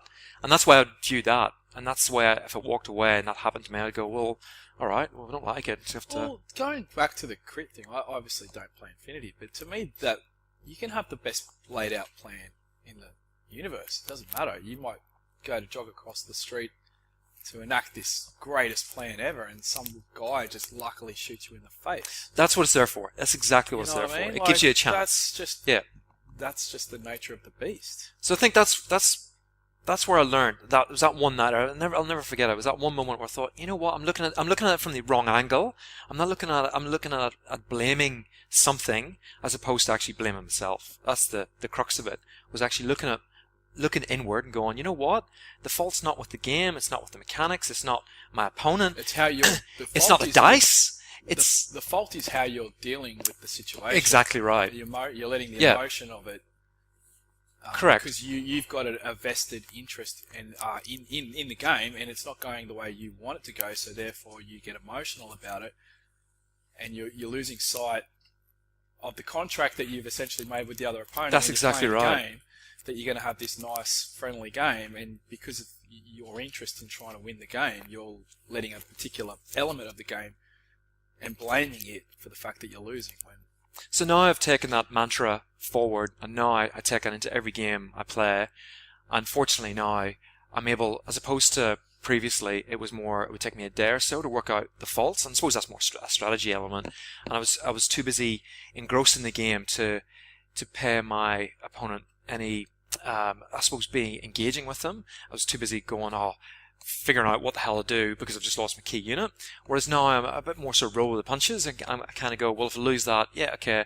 I guess Infinity's now a game where it's become a bit, we have played so much of it that it's enjoyable. It's an enjoyable experience. And if I'm getting trounced, I can sort of go, yeah, okay, yep, I'll take it, and I understand that I've got areas where I need to go back to the drawing board with. And not take away from my opponent's enjoyment of the game, because I've had, unfortunately, situations where things have been going my way, and your opponents just go, oh, what next? And I just, sort of apologize, go, oh, sorry, that's the kind of way it is. I don't want them to feel, bad type thing. So yeah.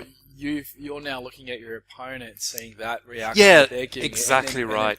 Putting that back on yourself and saying, well, that's sometimes what I'm doing. Exactly and right. I don't want to go there because I don't like the That's look right. he's giving, and Yeah. I don't want to be the one giving that look. Yeah. Yep. Okay. I've got an interesting.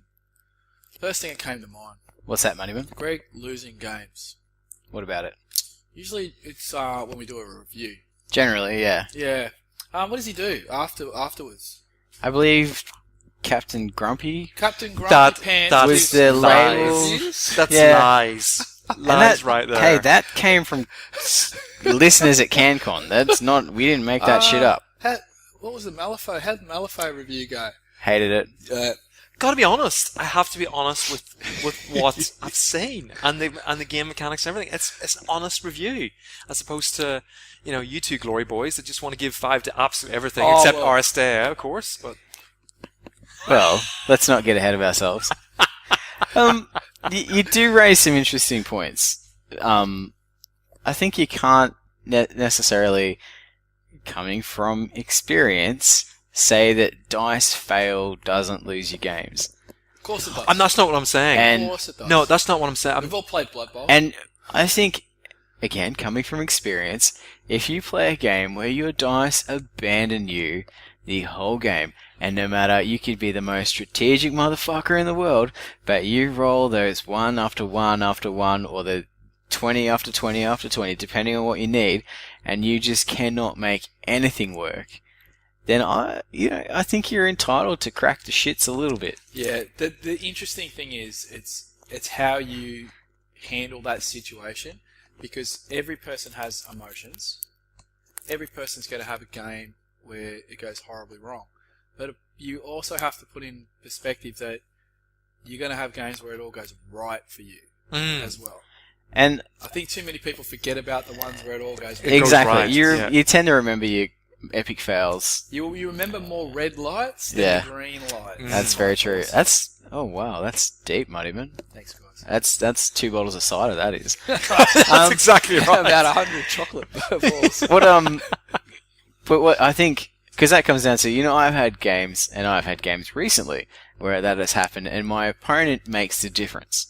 If my opponent's going, oh shit, mate, that's shit, like, what do I do? And the one that jumps to mind is Nick CanCon, round 4, when I was hungover as all fuck, and his twin missile launcher, fucking. Is this the one that you were trying to throw smoke? Smoke and failed, and everything died, and he wasn't going, yeah, fucking eat it, yeah. He wasn't reaching for the lasers. Yeah, he was literally going, crap, what do you want me to do? And that makes a difference when your opponent is sympathetic to your loss. Can also help. And I'm not saying because if you get another game I think of recently where I had an opponent that beat me, and they may have had some interesting interpretations about rules, specifically cheating. Yep. Getting them wrong. And when and the reaction wasn't. There was a lot of, yeah, come on, yeah, like that. And I'm like sitting there going, I stopped caring the minute you cheated. Yeah. He was doing a late Hewitt. Yeah, and I'm like, alright, so seriously, being a good loser can also have a lot to do with your opponent. I gotta say, coming from a loser. when you're playing the game, there's a vested interest by both players, and the energy obviously is going to feed off the two of you. So you might be having an absolutely horrible game, but if your opponent is humble to that fact, you're probably going to still be all right. And you're bringing up that game, Jacob, where you basically got shot off the board. What, turn 2 it was over, from memory? Yeah. Because of the way your opponent handled that game, you've actually walked away with having, it was a short game, but a decent game, and at the end of the day, you've got some funny stories about that actual game. You've actually walked away with something quite positive and interesting, even though you got pasted. Positive is an interesting interpretation, but it's a very cinematic. I'm picturing the cinematic of this. Your guys are all trying to throw this smoke, and this thing's just dropping missiles at you. And can we just pause? What the hell is you doing? What is that? Some of Brad's port. If you want some port, have some port. It's Sunday tomorrow. Right? Yeah, Sunday. Yep. Lie in. Not for me, but anyway. Well, there's a glass there if anyone wants one. I'm not having any port. But yeah, too sweet for you, Muddy. Is that? Yeah, it's too sweet. Given that it's Brad's, I suspect I'll probably maybe push me over the limit, perhaps to drive home. Nah, you're right. No, just stick your fingers down. Just tactical chunder. Yeah. Have a peppermint. Have some chocolate balls. That'll save you up. Yeah, so back to it, like the game with Nick certainly come away with some interesting stories. And it's a funny story. It's a funny story, and it comes down to how you tell it as well, I think, because I could be sitting there going, oh, fucking missile launcher fucking shot me off, crits and blah, blah, blah, which, if I hadn't have had an opponent that was sympathetic to the fact I was getting pasted, could have happened. Yep. But it was still an enjoyable game because maybe he's winning like a winner. That might have been the best game he had all week. Well, it probably was the best game he's had with luck. Realistically, that's what it comes down to with dice rolling. Yeah. And take nothing away from the weekend. He might have had deployed well. Yeah. List suited the mission. There's nothing. Absolutely, he did everything right. He set up the pieces to ensure the best chance of him getting that luck that he required. Yeah. Okay, like you played that game where you left your big guy out in the open. Because you slaughtered. You're cocky as. Yeah, totally cocky. You know what I mean? So you didn't play with the potential of trying to get the most out of your pieces. So you might not. So you might sit back and go. You might be the kind of person that would sit back and go, "Oh, I didn't get any luck." Well, no, you didn't set the pieces up exactly to right. make the best chances of the luck that you were awarded. Totally. At the time. Yeah. I just find it interesting because I guess again, CanCon brought it home to me where going for a little wander around the tables, you could see some players with their literally their Crying. head in their hand, their hands. Rocking. Others, you could see them, like, arms folded, obviously really intense of what's going on, and you can't, every system's different, so you can't really comment. I have to admit, I adopted the power stance a few times in that game. Did you? And that's because it was a way of keeping my core strong and not vomiting.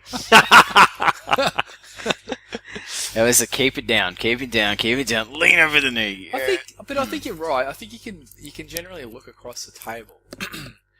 Something like 90% of communication, is it? Is actually done, is non-verbal. Yeah. That's how primitive that stuff goes back. Like, it's in our mechanics. Like, we don't even know we're doing it, right? I can't even explain, none of us can even explain how you pick it up. It's just so indoctrined into us. You can look around the table and you can kind of get a gist of how everything's going. Yeah. The words in a way are less of the truth. It's the body. How your body is actually reacting. What comes out of your mouth means you can say anything. Far less than how you say it. Yeah. And how you carry yourself. Yeah. While you're Actions speak louder than words. So, but I agree completely. Like, at some point you need to own it.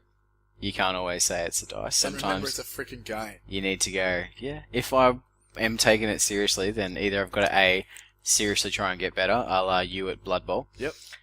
Practicing out in the backyard, getting your wife to I say that rub with your my shoulders. son. He's got the cross country for the school coming up. Yeah. And last year he got all upset because he didn't do as well as he wanted to do. And it's like, well, have you practiced? He's like, no. I said, well, some of those other kids do. Why should you think you're going to do better than they are? You're not putting in the time. If you want to put in the time, put in the time. Otherwise, there's no point whinging and sulking about it, because you're obviously not that vested in it. You don't want it bad enough. Yeah. Yep. It's funny, Jimmy said that. My youngest was exactly the same. Yep. Cherokee I said, right, come on. Let's go for a jog. Yeah, go for a jog. Let's get on. Almost killed him. He was like, he came home and he's like, I'm never doing that again. Cherokee talking about running, not me. Yeah. And almost killed him. He was like, over 2 stitches. And like, Cherokee was like really frustrated. He was like, he just kept stopping. I'm like, he was like, because he's 8, isn't he? He took on a 5K run. Flogged him. Shit. Dead set flog. To the point where it's like he's got the cross country again. I'm like, do you want to come out running with me? No way, Dad. No way. Oh, so now he's going to go the opposite way. He's going to want sickies every time cross country day comes up. So you put in the effort and you get better, or you go the other way, like you said, and go, it's a game. I'm going to have some fun, and you take the Toha starter box to CanCon. Yeah, I think we've all reached a point, right, where is it something that comes with maybe age? Possibly. Maybe. Some of us. I've always said that you grow into the hobby, part of the hobby that you love. Yeah. Whether that's you focus on painting, whether you go, right, I'm going to fucking nail and be number 1 in Australia, whether you go, I want to put on events that people love coming to. Like, everyone sort of finds their little spot in the hobby. And I think the other stuff around that sort of falls away when you go, this is the thing that I love doing. Your jam. It's your jam. It's almost like as you get older, you just cut the shit out. Yeah, a little bit, just cutting out the peripherals and going, that's a waste. That is not what I'm about. This is what I'm about. I don't need to pretend all this bullshit. Yeah. I've been around the traps long enough to know that that's just fake. Yeah. Almost. And you even get to a point where you learn whether you've been dice canceled off the board or whether you've made the fuck-ups that led to that. Yeah. And, that's certainly the big thing for me. I used to blame everything on dice. Because I generally had bad dice, but then I started going, well, there's probably a reason I have bad dice, and now it's, you go, maybe it's only 90% of the time it's the dice's fault. Well, your dice, my dice that you used last night. But hang on a second. Just fine. Jacob has got this weird, not karma, mojo with him. That there's a balance in the universe. Yeah, and your dice are they're just not balanced. Like, you'll play him. I remember the Blood Bowl days. Like, you'll play Jacob, and they're on fire, and he's unstoppable. Like, literally, unstoppable. Or they're just rubbish. He's either hit or miss. And more often than not, it is miss, and it's a miss in a big way. What I think has happened in the last 10 years, though, is that dice without numbers tend to go well for me. Yeah, I've got to go with this. Yeah, he loves these little symbols and symbol dice. yeah. I'll play them. You put numbers on it. He doesn't look as confident. No. Even when he picks them up, he's got Shaking a bit. That's it. If I pick up a fistful of yellow dice for Star Wars RPG, I'm like, there's triumphs coming. Yeah. You know it. You know it. So you put some 1s, 2s, 3s. You're in there, awesome he's at like, at throwing those dice. Yeah. Yeah, they really work for you. Yep. I don't think I've ever seen you roll like a really bad roll. I have never seen it. Not as a GM. You did do as it a as player. Oh I've done yeah, it as a several GM, times. I should temper that. Yeah, as a GM, I've never seen you roll Yep. a bad roll. Although I think you've still had the best roll I've ever seen, where you blew the dragon's head off with two heads off with one shot. That game. Yep, that's that right. was pretty friggin' awesome.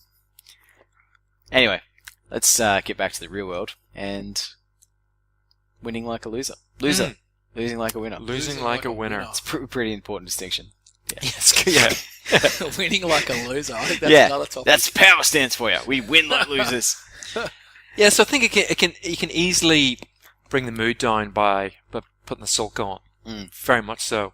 And I think it's important to, like I said, the social contract, just understand what's going on, what's happening, maybe take a step back, regroup your thoughts and get back into it. Yeah, very well said. Is there a life lesson we can take from this? Or is this a gaming only situation? Greg? I think it's something you could probably take perhaps into other aspects of your life, maybe. Yeah, because that is a goal of us at Power Stance Gaming, is to make the world a better place. Really. Yep. Is it? So I think so. I think there's a lot of times that I've learned from losing in gaming, where stuff's happened in life and I've just had to go, you know what? It's the universe. Fucking let it go. I do have to say though, Brad's port, big shout out Oh, to you are Brad. having it. Yeah, It's good. it's unbelievable. Yeah, it is unbelievable. it's good. Yeah, if he sold that, I'd buy. Mm. Bad for sure. Did he make it? He blends it, yeah. It's a constant Is thing, this isn't the it? one It that just he constantly gets topped Is up, this doesn't the one it? that he just Just in a randomly barrel and it tops it up. shit into it? Yeah, It's so good. it's amazing. You'd love it. It's so I painted sweet. a Blood Bowl team for that bottle. You'd love it. You would so much No, love I that. would You not. would. You would I Yeah. would not. That would Nah. put too many hairs on my chest. Well, that's actually a proper alcoholic drink. That's right. Sorry, you don't drink that, do You you? want to smell it? No, I don't want to play smell it. The smell might get you. Oh, Jesus. Oh, yeah, there's some hairs popping up. Cool. Alright, so you want to wrap it up there? Money, any final thoughts on the topic? No, just have fun. Can't think of it. It's a game. Just try and have fun. Yeah. Or get better. Yeah, unless you actually are dead serious and you want this to be some sort of your career, obviously you're gonna have to put a lot of time into it. If that's you, go back and listen to our ETC Yeah, go Episode hit, with DT. go Oh, hit yeah. DT up and play some see what nights it's like and, to actually be the best. Yeah, but that sort of stuff's well and truly not me. Fuck no, not No. me either. Cool. Alright. Any final thoughts, Greg Star? No, man. Alrighty. We'll jump into our review. Man.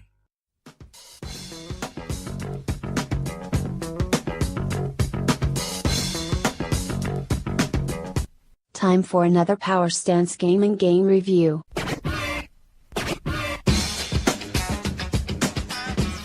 Aristeia. Aristeia, muddy. is that exactly how you pronounce it? Did Yep, Carlos I think maybe confirm that? You probably shout it a little bit more, like a bit more louder. Aristeia! Yep, that's it.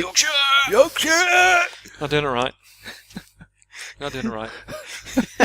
So when did it come out? What year? All right, do you want to run through the facts? Yeah, Fast yeah, facts? let's do fast FAQ, facts. let's go. Okay, so it came out in November 2017. Yep. So it's a newbie. Yep. Probably the newest game we've reviewed. No, we reviewed Necromunda. Shadespire the week. Yeah. we- Oh, yeah. yeah. Shadespire. was Yeah. released, Yeah. Oh, so we're really Yeah. good at this one. Finger on the pulse. Anyway, manufacturers Corvus Belli, best company What's in the valid? world. Do they? What other games do they make, Muddy? Frickin' Infinity. That's it, right? Oh, okay. Yeah. Infinity RPG. Oh, Infinity. No. yeah. Well, they've got That's bought the rights. Modifius. No, Yeah, they sold true. that off. Yeah. But it's They own the Infinity. rights. Yep. Infinity. And Infinity. And Infinity? Is that a bad thing though? It's not a bad thing. No, I've got no problems with it. Yeah. Recommended retail price. How much? $80. $80. Yep. I think 80. well worth it. 80 wavy hand dollars. We have my hand dollars, yeah. Ish. I have seen it at retailers for 65. Maybe edit that bit to 65 then. But that's after. Hashtag edit. That's your emerald. Yeah, I Obviously think games it's just probably down about on 80 that. then. Yeah, So sounds about right. Recommended Sure it was retail heavy. price. What didn't you get? Because I haven't got my phone on me. You missed it. So you got all that sheet and you didn't fill any of it I out. never filled any of it, yeah. I He's would so say prepared. He forgot to prepare. game time, I would say 60 to 90 minutes. What's it say on the box? About that, it says about 60 minutes. Okay. Yeah. I think once you get used to the cards, you can smash out 60 Oh, minutes. under an hour, easy. Yeah. Easy under an hour. Don't drop any bits of it. Number of players, 2 at this stage. What age? Age groups 14 plus. Oh, you cheeky bugger. Yep. I learned the reason why the other day. 60 to 90 minutes. Why? I knew you'd ask that. Because Garda's got her titties out? No. It's No? got to do with it's kids. So the fact that they haven't got any small parts. Small if it's parts, if it's guys. under 14 years, you've got to have Parental supervision. additional Yeah. stuff, which Okay. makes it complicated. So 14 plus years is the sweet spot for Oh, games. right. There you go. Interesting fact. There you go. Expansions at the moment, no. But they're It's due to pretty come new. out in pretty about 4 weeks. Well, did this get brought up in the conversation you guys had at CanCon with Mr. Pre? Carlos? editor? No, they released it before Christmas. Yeah. They released the new The previews images of what's coming up next. Yeah. In fact, Oh, it's in okay. the rulebook. Yeah. In the Yeah. rulebook that came in the box, they've got previews of the next expansion. Which is Oh, okay. Deadpool, essentially. Senior Massacre. On He's the coming back page. Hi, I'm singing. That's Go-Go Marlene, man. Show some respect. Ha! That's there. So, yeah, so that's it. Oh, that's like a Viking chick. Yep, she looks pretty cool. Valkyrie. Hmm. So, alright, we'll jump into it, shall we? We'll kick off with our favourite one, the aesthetics. Right, aesthetics. It's a board game. Yep. Yeah, it is. Yeah, It's that's Dead what I Set mean. board game. Have they Yeah. has anyone brought out the terrain for your little hexes? Yep. Yeah, they have. Yep. All right, so There's that would help. There's 3D terrain. That would help. Arsenal does the Mhm. train? Yeah. Arsenal. Yeah, that'll look. It'll look. It's functional. It'll look good. I would like to see the minis painted, because the minis are actually quite good. I think they're awesome. Nice plastic Corvus Spell miniatures. That's a nice One piecers. Yeah, all one piece, no assembly. The typical board game setup. But yeah, it's a board game. Do you know what? I'm gonna 'Cause put it's it an- out it's there. an I'm gonna put arena. it out there. It's an arena. I was expecting more from the miniatures. Really? When they announced they were doing it, I was expecting more, and I was disappointed that they were single piece plastics. You kidding me? That's a Yeah. board game. That's But what it's also Corvus Belly, and I get I get every single reason why they've done what they've done. Yep. But you were just Part of me hoping- was expecting the Yeah. pedigree. Yep. And I honestly thought that they wouldn't put their brand to something that wasn't top. Mm. And I even think that as far as plastic board game miniatures go, they're not top. Really? I actually have no drum. They're nice. They Alright, paint. Let's And I just let's talk about remember when before the conversation. Shadespire is what I mean. Yeah, all right, but But yeah. is that a board game? Yes. Yes. Absolutely a board Yes. Yep. game. So Remember the tiles, flipping the tiles. But around? it's okay. But do you have to assemble the miniatures? they're snap fit. yeah, snap fit, Yeah. Okay. So that, and they like paint. They like paint. they love being yeah, they painted. love it. I wouldn't. Okay. Well, then compare. What about these guys to Walking Dead miniatures? Oh, on par. On par. Yeah. Yeah, but Walking Dead miniatures are single piece plastics. Yeah. Yeah. But that's what these are. that's what I'm getting at. I was expecting Corvus He's Belli expecting G-Dub type standard. because gotcha. if we look at the Because miniatures of that Corvus CB. Belli make, and arguably, and I'm sure you'd agree with me, some of the best 28mm miniatures on the market. Of course, he's a massive 30 fanboy. He agrees. 32 mil. Yeah. 32mm. Are they Alright. 32? Yeah. They look really small for that. Whatever. Yeah. So I think they're some of the best on the market. And, Oh, for and sure.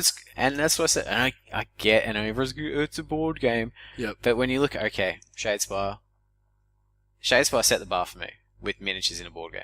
Hmm. Because they're Citadel miniatures, snap In a fit, board game. great poses. Yeah. And these guys, they don't.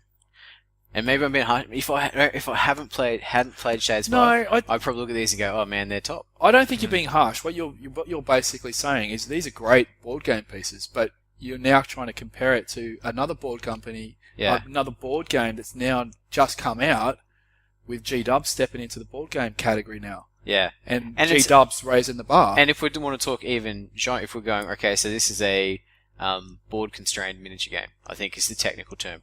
So they're minis on a fixed field, which is the board. Okay. And that's, Shadespire. Even Blood Bowl comes in that category, that sort of stuff. I'd agree with that. Yep. And I'm thinking, if we're going to go put them all in a thing, the miniatures probably, I was just probably expecting a little bit more from Corvus. Yep. Don't get me wrong, they're characterful.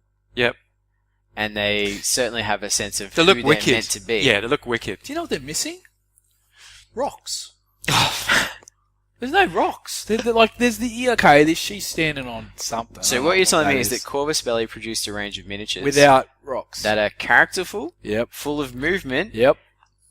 and plastic as well, I might add. Yep, and plastic. dynamic, Yep. Dynamic. You're harsh. without You two tactical rocks. are Yeah. so harsh. Because look at this one. She's she's fully running with this robe thing hanging down like a tail. That's her tail. Oh, this is a tail. There you go. I was wondering where that was attached to. That's Garter, and Garter translate from Spanish to cat. Oh, cat girl. I Female should say cat. there's 8 miniatures in total, and there's like 2 heavy dudes, 2 like Yeah, tanks, 2 big dudes. 2 yeah. big brutes. They look pretty cool. Yep, and then you've got a menagerie after that of You got the samurai guy. variations. Masashi, he's probably my favourite. Yeah, he kicked my ass from memory. He cut he you up. slapped me up good. And pretty I bad. think pose-wise, Wild Bill, who's like a gunslinger type dude from the old Western days, I think he looks pretty cool. Old Yeah, Wild Bill. no, that's and look. And so is Hexa. I like Hexa's pose. even the fact with this miniature here, right? Look at the movement in that. Even though it's essentially it's a single Mm. standard piece with that With the cloak. with his cloak swinging out. Yeah. Yeah. It's got that real draw. He's drawn the pistol up. I think Wild Bill and Garter, though, both... this is probably the thing that gets me the most. this one is the one I'm not. the one that brings me right back to the fact that they're board game minis. Because you can tell, you look at them on profile. Alright, they're so narrow. They're on that... everything's on the axis. Yeah. So, and it's... the others are exactly the same. It's probably more pronounced with those two, though. Yeah, I see where you're coming from. Yeah. But I'm not going to labour on this one. But it's a board game. It's an arena, right? That's all I was trying to say before. Yep. It'd be cool to see these little bits of terrain actually with 3D. With the terrain. It was the same thing I made with comments with Shadespire Shadespire. at the time. And Necromunda, if you're going to go that route as well. Yep. I think I'd like to see that as well because I think it would make it pop, even though at the end of the day it is a board game. But it's a board game, so there you go. Okay. Yeah, cool. Great. Okay, this could be quite controversial, this one. Accessibility. How easy is it to play, gentlemen? Well, I didn't read any of the rules. For a So change. I might for a just- change. I might defer my comments to more knowledgeable people here. Well, I mean, you played that night. Yeah, it seemed alright. Like, there was a few bits that we got caught up on where I was getting caught up on because they're not listed on your card. They're like they're just a basic thing that you're just supposed to know. I think some of the weapons or something. Oh, the contender. Yeah. Yeah, and everyone's you're got like, okay. And I think, Jacob, you're kind of helping me out. I think you say, oh, why don't you just do this? And I'm like, well, it's not on my card.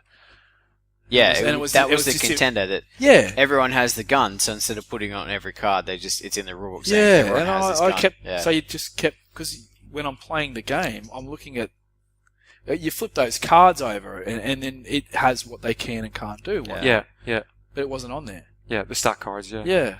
Going back to the rulebook, it's the same criticism I had with Necromunda, same criticism I had with Bit all over the shop. Walking Dead. A lot of these games, that it's almost people have forgotten how to logically write a rulebook. Yep.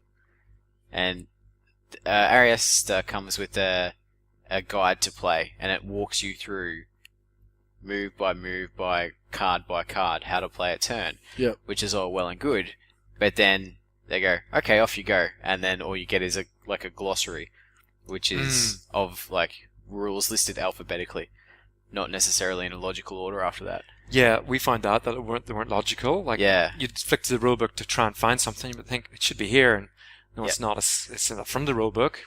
And for us, for Infinity players, we were used to it because that's how the Infinity rulebook's set up. So we were like, okay, Yeah, what do we need to do? We need to know how to dodge. Okay, let's look for dodge. Yeah.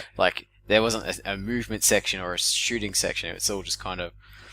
But, so yeah, I think that might be a barrier to accessibility. But I think once you get the rhythm of the game and how it flows, it's gonna come really quickly. Even with me, guys, I've only played this one game, and I'm not an Infinity player whatsoever. So I've come into it pretty much as you guys are describing, very much the blind sort of player. I think after a couple of games, you would just routinely get the gist of how it all works. Quite, I don't think you'd have any problems there. But yeah, the rule, I wasn't using the rule book, so I can't really speak to that.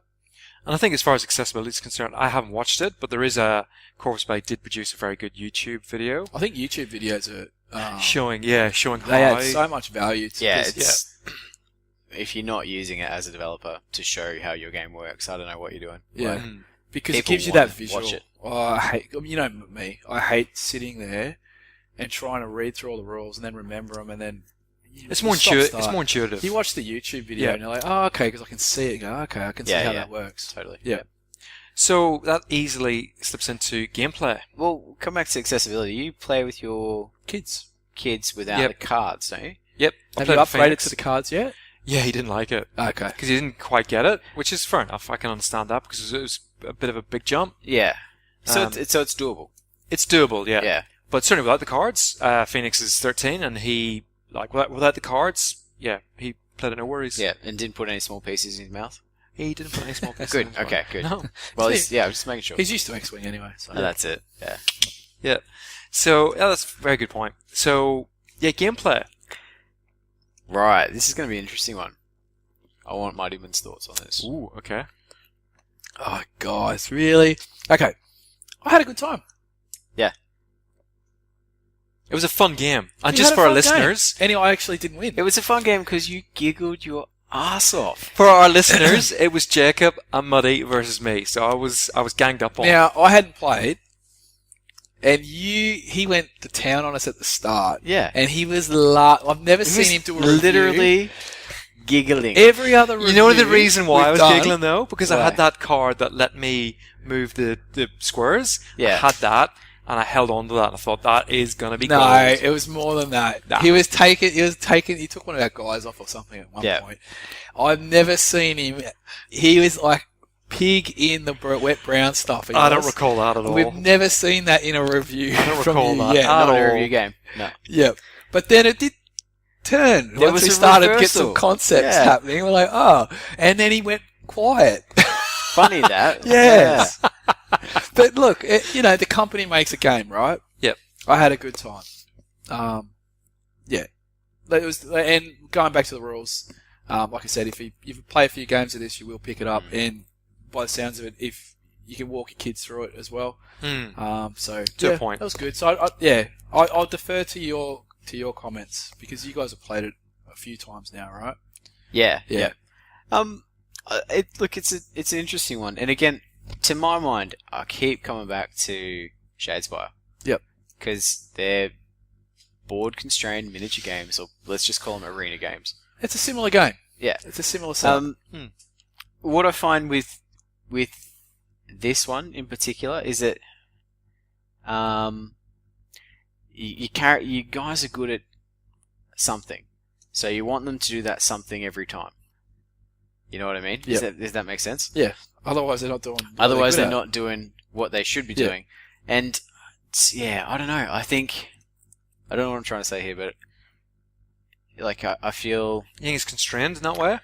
a tiny bit. They didn't have enough general skills, maybe. Like you didn't. You feel like you're either doing something or you're not doing anything at all. A little bit. Yeah. Yeah. Because there are times when you get a character and say, Pavati, for instance. Okay. So Pavati's a support character. She's doing the heals. She's got her machine guns, but quite often when we were playing, she was too far away to use her submachine guns. There was no one to heal. So her entire move was like, okay, move twice to get somewhere. And that's what she did. I kind of felt like they were out of the action a bit. Does that make sense? It is, but then don't forget one thing that probably surprised me more than anything, in our first game, was that it's a movement game. It's you're there to score. Well, the mission that we played, or the game we played, was all about moving to score your objectives. Yep. Not killing. Like whenever I first killed Major Luna? Yeah. No, Wild Bill. It Wild was Wild Bill. Yeah. I was like, yeah, awesome. And then you're like, oh, well, it just comes on next turn. I'm like, oh, what?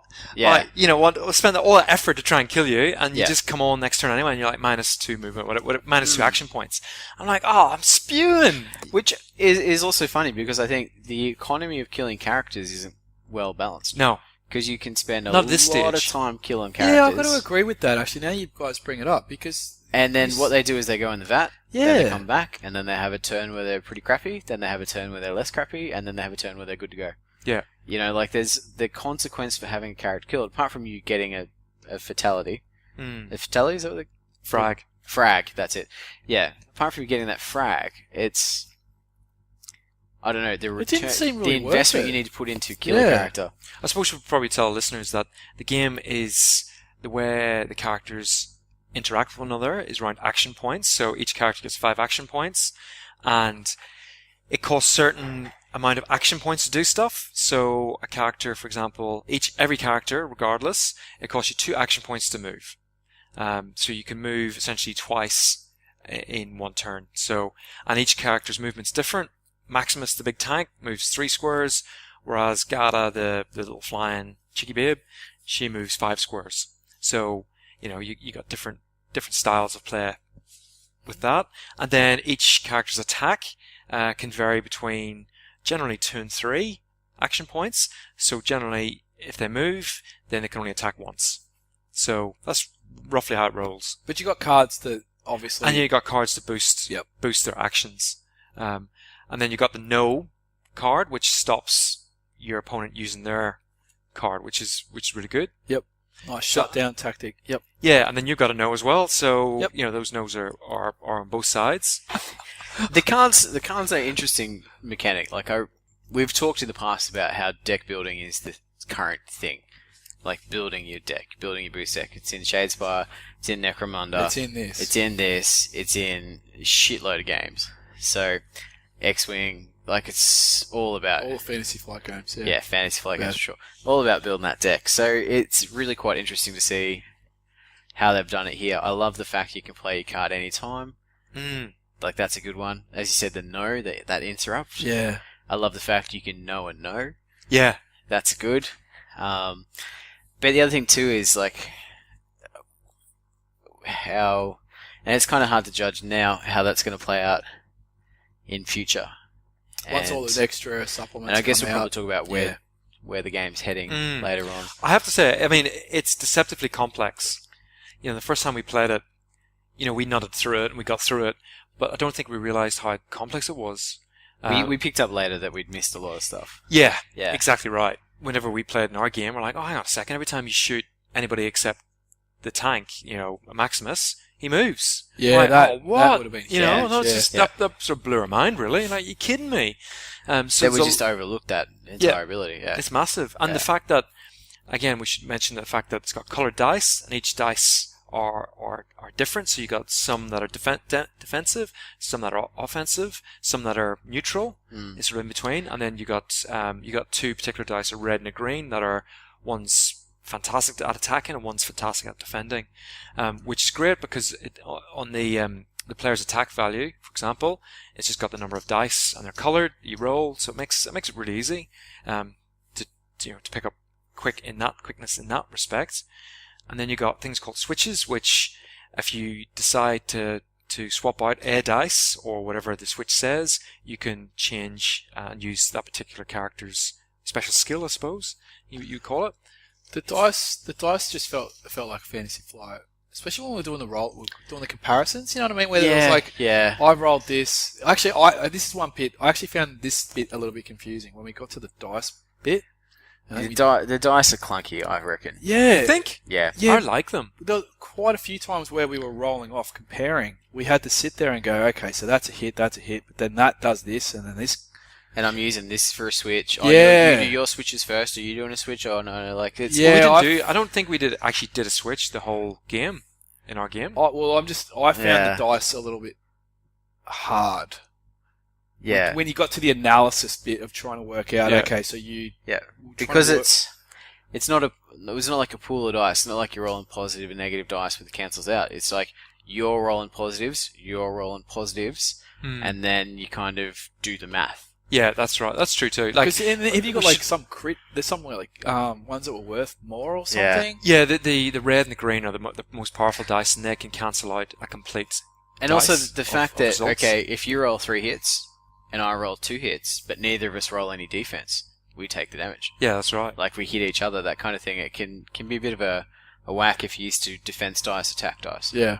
Or armor saves, or any of that sort of shit, like, saving throws. So I think that was kind of confusing to start. We're going, right, how many damage do you do? How many damage do I do? That cancels that. Oh no, I'm using that for that. Like, there's quite a process to it. Yeah. So I can't think of an elegant way to fix it though, because they do a lot with the dice. Yeah. Yeah. And obviously they're trying to bring that face to face from the tabletop into the board game, which I get, and it works, but it's not necessarily clean. I like it. I do like it. I think it works well. Yeah, but what I'm trying to go with, what I was trying to get across with the mechanics is I don't understand. Well, it makes sense now that they're trying to bring a bit of infinity into these dice, which adds this level, another level of complexity to working out what's actually occurred. I don't get that with a fantasy flight game.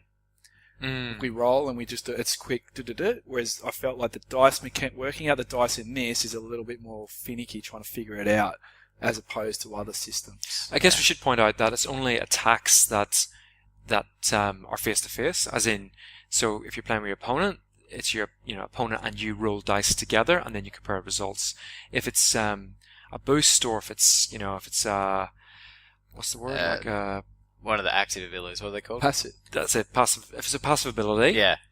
then it's not face to face. It's just you roll the dice, and if you get the success, it works. then it works. Yeah, they were fine. It was when we were attacking. Simple. Yeah, when it's attacking. It's when you're rolling off. Yeah, the roll offs. There you go. Yeah. And like as I said, I completely get what they were trying to do, and they succeed in what they're trying to do. But it's the way to get there. But does that work? Clunky. Does that work all right for you guys, being that you're used to the infinity way of doing it? I think because it's numbers, it's different.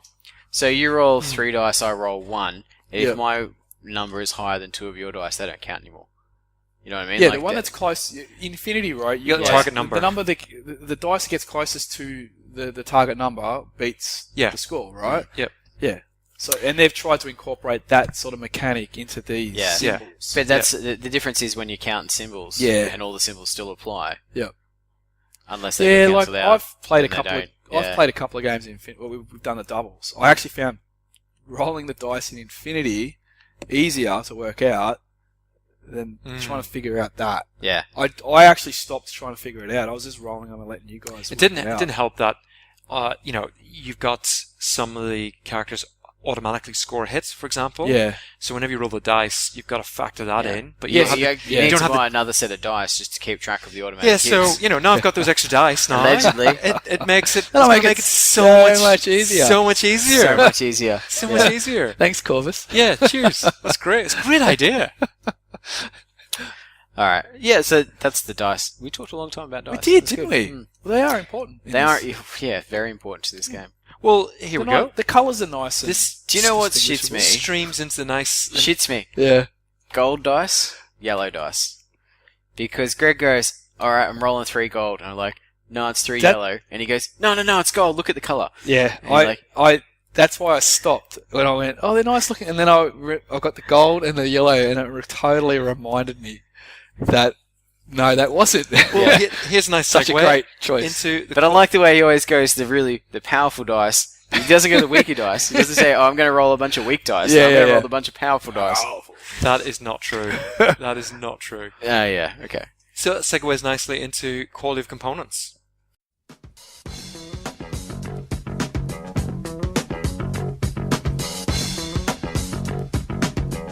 You are listening to Power Stance Gaming. And now, enjoy some more. Well, shit, we talked about miniatures. We talked about the miniatures. We talked about the dice. But, the dice, you got the board, you got the cards. Cards, you got the tokens. Cards are nice. And you got you got the foils from the... Yep. So you've got the fancy cards. Ooh. Which is still in the plastic wrap. Yeah, because they'll be worth a mint one day. Yep. Of course it will.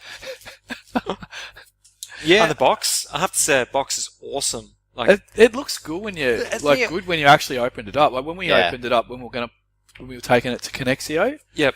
and it took you 15 minutes to pack it up. No, it didn't. After you took it off me. Shit, what way does the board Yeah. go in the box?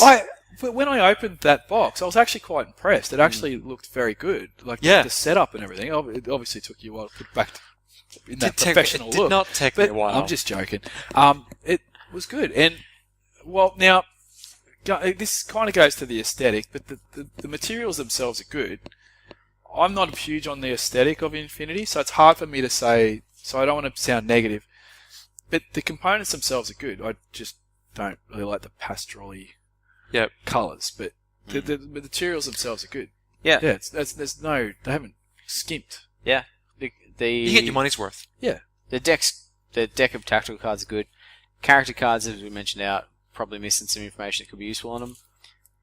I think you're struggling though to get the contender on there. Like for example, look at Gada's card. I mean, it's packed full of information. I mean, Yeah. I think the contender could easily have been a card each, just that you keep separate as a reminder, just purely as a reminder.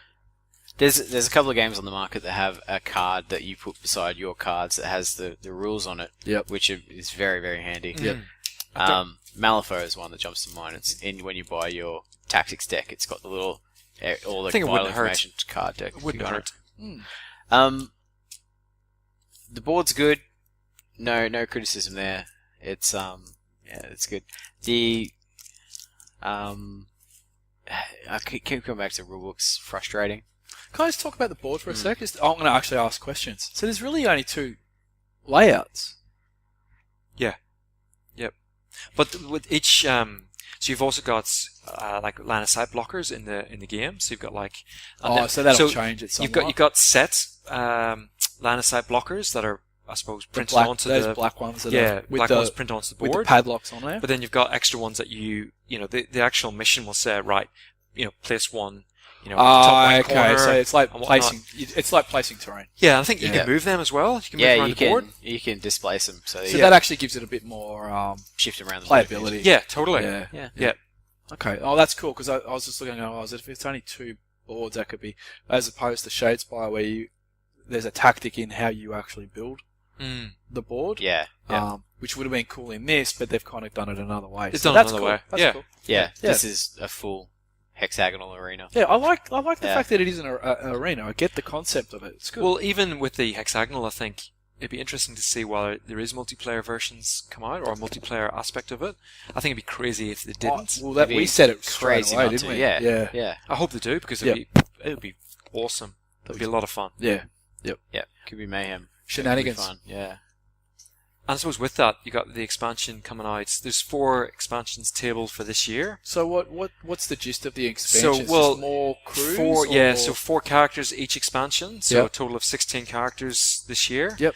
And the way this mentioned it sounded like there's going to be more in subsequent years, but not as many. So you might get next year there might be maybe 4 all throughout the whole year as opposed to 16. That makes sense. Yeah. So it's a here's a release. We're going to get as much into it as we can, and then you guys can just go for it. And I we think can dribble stuff in. I think this is interesting, and I think what we're going to see here is how Corvus Belli want to play it. I think the current 2 starter crews that they've got are very balanced. My interest in it is going to be, are the next boxes going to be balanced, or are they going to be a bit more powerful? We're going to see power creep. But that's a worry in any game that you're going to get extra bits. And again, it comes back to Corvus Belli. Corvus Belli are renowned for having tightly balanced models. So that should be good. It should be good, but if they come out and they go, shit, we want to sell a few more units of this box, let's chuck a card in there that does this.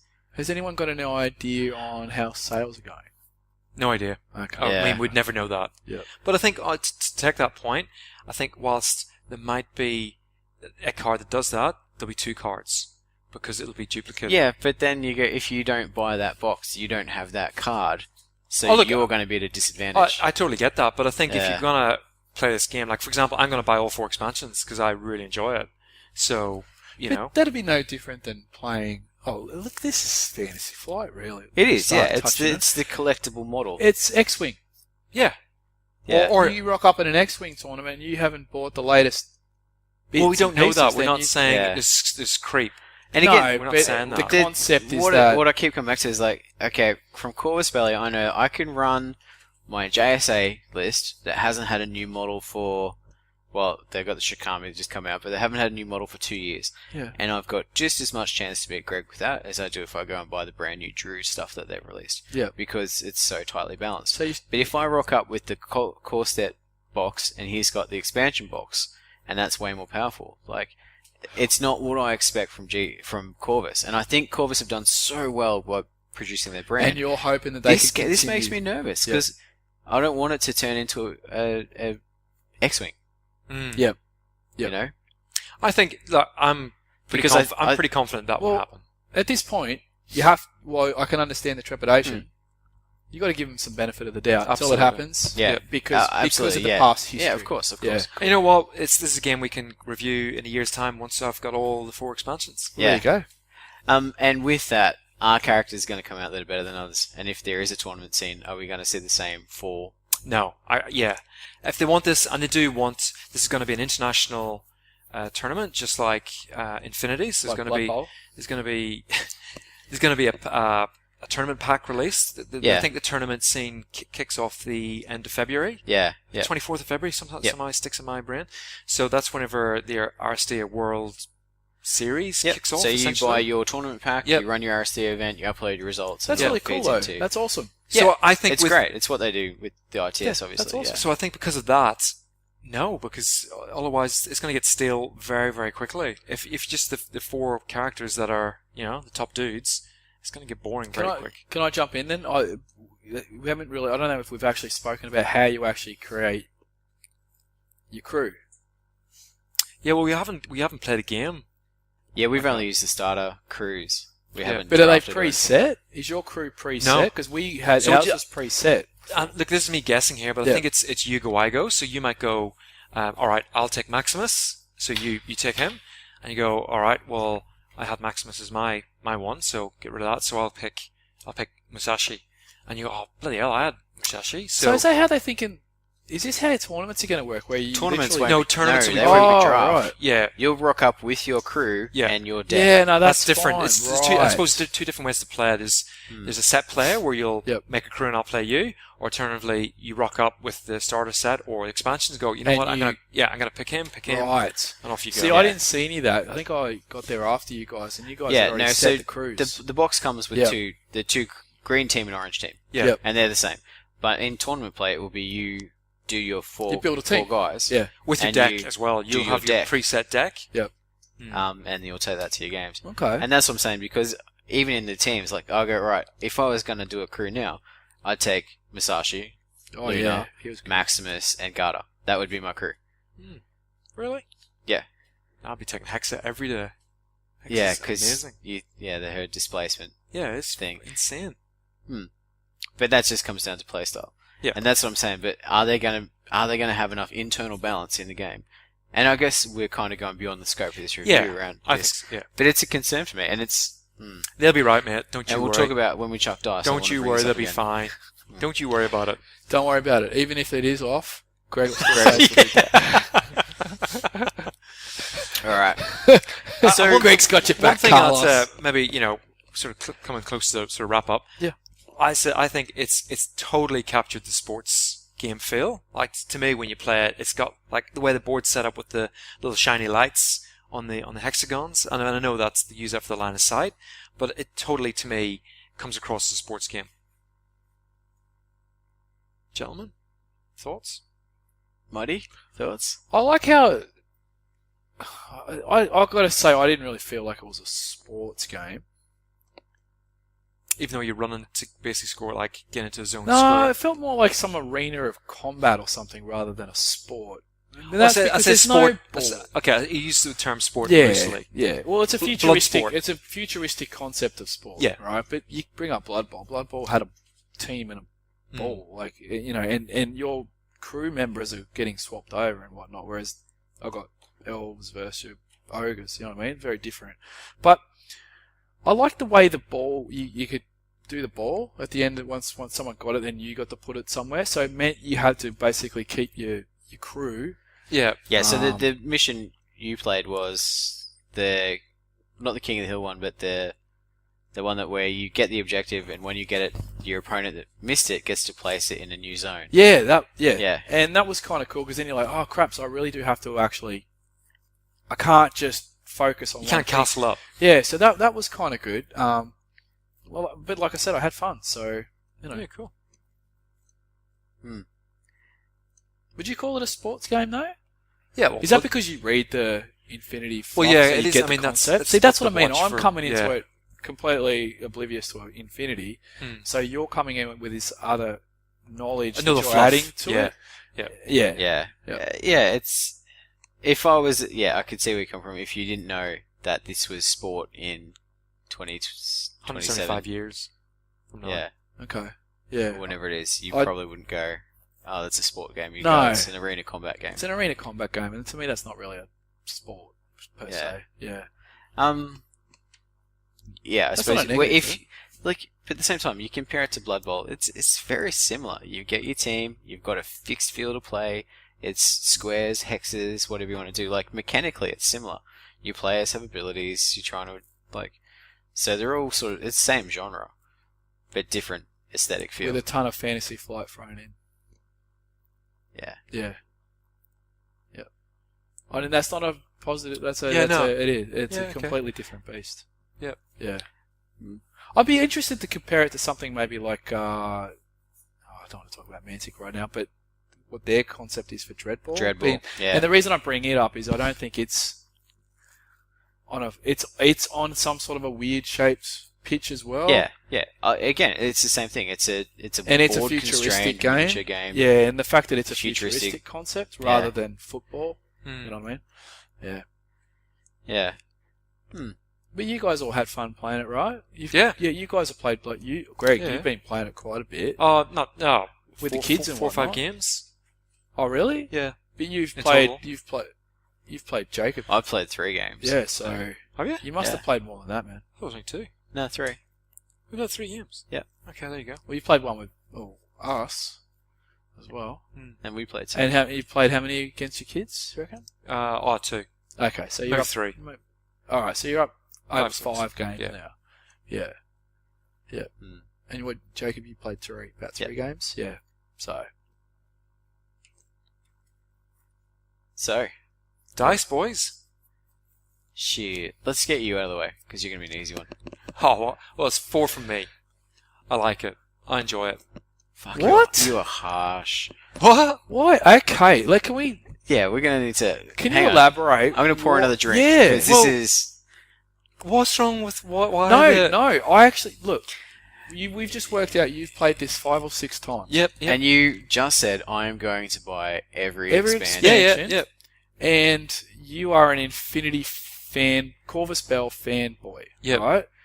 What do you like about, let's just go simply. What is it that you like about this game? Oh, I think it's the complexity. I think the nuances of it, of the players, Yep. of the pieces. Yep. The fact that each one does something differently, and you got to get your combos right. Although the whole game is all about Is combos. combos. It's combos. Yep. And to me, I guess the reason why I'm coming to a 4 is I'm not going to play this in a tournament because it just wouldn't be my jam. Like it just, other players out there are too mathematically gifted and too, can see those combos, whereas I would never see them until you actually did them to me. I'm like, oh really? Never thought of that. But isn't that how you start out when you first started playing Infinity, for example? Oh, yes and no. I think Infinity's a bit more intuitive though. Like it's a bit more, you can do that because you think, well, you can do that in real life, so why can't you do it on the board because that's the way Infinity's set up. Yeah. So, Okay. yeah, it's Infinity sort of makes more sense. Whereas this here is all about the combos, and exact same reason why I don't play X-Wing competitively, because there's dudes out there that just get it mathematically and go, yep, I put X, Y, Z together, and it's going to smash you. And same with this, people. Yeah, you still gave X-Wing 5 dice. Yeah, but that's probably more to do with the fact that it's more accessible from the kids' point of view. I think the fact that I play it nearly, I wouldn't say every week, I play it probably every 2 to 3 weeks with kids, certainly with Phoenix. That to me makes it a really the fact that you can play with. So I got a bonus point for the fact that the kids are able to. We've been playing. Phoenix been playing X-Wings for about 5 years, but the predominantly the quick start rules, which is, I think, really accessible. I think it's a really good selling point of X-Wing. Yeah. You know, you could play it with anybody. Could play it. It's that simple at that base level. Only now is Phoenix starting to play the cards and stuff, and it's changing the dynamics of the game. Where this does kind of put you in the deep end. Yeah, so you play it does. first, and then off you go. Yeah, that's right. There's no, and I was hoping that this would have that sort of element of easiness, and we've had to change it to sort of be that way. But by making it easier, all you've done is taken out the cards, which is the same thing. Dumb it down a little bit. By taking out the cards. Yeah. Which is the same thing you did with X-Wing. Yeah, I suppose, yeah, to a point. Yeah. Yeah. Only because he was 7? Yeah. When he first started playing. A few years back yeah, now. whereas now he's 13. Yep. We're playing the full version of Star Wars, X-Wing. Yep. And we started the basics of this, pushed him into the full level, and he's like, nah, too hard, just can't do it. Whereas with X-Wing, he gets it. Because it's not that much of a jump, really. The card, it is if you go to the full level of, hang on a second, if I put this card, which is super cool with this card totally works with this miniature. If you're embracing the synergies. Yeah, I totally win with that. And I can see that happening with this, and that would just, like, it's fun to me to play, and that's great. But yes or no? The thing is with this, like, is each character gets their cards. Yeah. Which the team may or may not use. Down. Which the team may or may not use. Yeah, some are support that work across the whole team, but some are just for them. But if you can't take Wild Bill's cards if you don't have Wild Bill in your crew. But X-Wing, you can take the shit hot upgrade. Yeah. As long as your ship can fit it in, kind of thing. So yeah. So I guess that's the reason why it's and I suppose also it's the innovation element isn't quite there. I think to get the full 5, I think you've got to have something a little bit special. And I think at the time, X-Wing, when it first came out, definitely had that innovation to it, I'd say. There's no doubt about it. So was this, I think, it's nearly there, but it doesn't quite tick all the boxes for me. Just fell short, you reckon, of just... Okay. All right, wow. So, yeah. Fuck, buddy. Holy crap. Did you know... What? Okay. I thought it was walking straight into a 5. I thought that was a guaranteed 5. I thought it was like he's going to go give it a bonus point. Like somehow make up 6. Mr. 6. I just want to say, you called me Mr. Grumpy Pants at the start. I just want to reiterate, I'm being honest. That's my honest take on the game. At the end of the day, like asking for honesty. When we came up with the concept of how many dice you throw at it, one of the main points was 5 is run out buying and buy it. And that's a very good point, because I'm not saying to listeners run out and buy it. Like, for me, this is my jam. It's a company that I like and support, and I enjoy the game. He's not doing it. He's doing it at rating. He's doing his rating on. I believe the Spanish word for that is fanboy. Yeah. So I don't think it's fair. Like, X-Wing's different. I do genuinely believe that it's a 5 because it's so accessible, and I think, again, no matter what your level, you can play that game and still have a lot of fun. And the whole mechanics, you still get all the mechanics at the basic level. Like the starter set gives you the whole mechanics. The only thing it doesn't is the card upgrades. And I think that's a very clever thing. Whereas this, if you don't play the cards, I think you're doing an injustice. I'm going to jump in. Go for it. I'm going to get this all out of the way. Boom. Off you go. I'll jump straight in. I won't give you the score just yet. I'm going to give you an explanation. He's justifying it first. I've got to justify it. Now, when your wife sits down and says, "Now I want to tell you something," don't get mad. No, it's not that. I think most people know that, and I've said it, I don't know how many times I've said it, even just during this review. I am not an Infinity player. I don't like the aesthetic of Infinity. The colours don't grab me. The shiny box. The shininess, the cleanness to it. It doesn't do it for me. I am an aesthetics guy. So it's very hard for me to divorce myself of all these things when doing the review, because they are the things that I focus on straight away. Like the thing that drags me to a game is the aesthetic, what it looks like. Then I learn the rules and you can go from there. I had fun with this. I had fun because of the company that I was with, obviously. Would I go out and buy this? I think I've pretty much summed up that I wouldn't. if you came to me and said, "Hey, Dave," I'm pointing at Greg, "come over and have a game of Aristeia," I'd first say, "Oh, is there anything else we can play?" And then you say, "Oh no, can we really have a game?" I'd say, "Yeah, no worries." So I'm not running away from this, but it's not something I would jump straight on. It grabs you. It'd be the same, like if you had the option between, say, playing, say, this and Walking Dead, for example, yeah. right? Yep. That's a fair analogy. You would say, "Oh, I want to play Aristeia over Walking Dead." Now, that's not a negative comment against necessarily Walking Dead. No, it's just it doesn't fit the theme that you want to go with, right? It's what grabs you. Yeah. So people listening, I'm going to give it 3. I think that might be one of the lowest I've given. That's the lowest you've ever given. Yeah. And it's purely because this game does not grab me, but I can't say it enough. Like, there's nothing wrong with it. If you even remotely ever even into Infinity and the aesthetic of Infinity and all that, you'll have fun with it. There's no doubt, because I had fun with it and I don't like Infinity. So that's my review. Wow. I can't be any more fair than that. That's fair enough. I'm not going to poo-poo it because it's actually a decent game. I could sit here and say I hate Infinity or whatever, and I don't like the look of it. But realistically, the components are good. Okay, the dice I found a little bit troublesome, but I'm sure after a couple of games I'd get the hang of it. The cards are good. The minis are good. There's nothing wrong with the game. It's just it does not grab me. So I'm not going to give it 2 or a 1 because it's a decent game. Yep. Yeah. All right, Jacob, take us home. Well, look, I'm You're actually, can I jump in? This is the interesting one because you came out quite interesting because I thought Gregson was going to 5 for sure. I knew that I was probably going to have. I think most people would probably be out there thinking, "Oh, Dave's not going. It's Infinity. He's not going to want to do it." You're actually the interesting one, the more interesting one, because I think the two of us, most people would probably guess roughly where we'd be sitting. You're the interesting one. Although I think, I'm going to make a guess, sure, I'm thinking maybe a 4, because you are an Infinity player. Alright. Well prediction. Because this I'm is interesting. I'm not putting numbers in his head. No, you're going to I'm not make a put numbers in prediction. his head. It's no, not- he's already I've made been it. thinking long and hard He's about this. been- I've I'm not got a putting numbers in decision his made. head. I'm not trying to influence him. We just did. All right, it's not. let me talk, because Yep. I'll justify mine before I come out too. Yeah. You're going to come out as well. Yeah. Shit, what a big episode. I know. Yeah. Did you hear that, Google? Hey, Mr. FBI man. This is Google. Open that closet.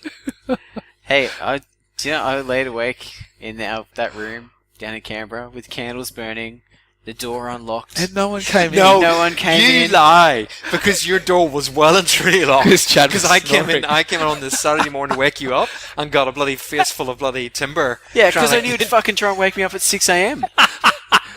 Sunday I was too drunk to lock the door, and you kick in the door after I had 2 hours sleep, going, "Markin, let's go!" Yeah. Tournament. So you It's lie 4 about hours locking till the first door. dice. Let's get there. You were frightened of us. Anyway, back to actual review.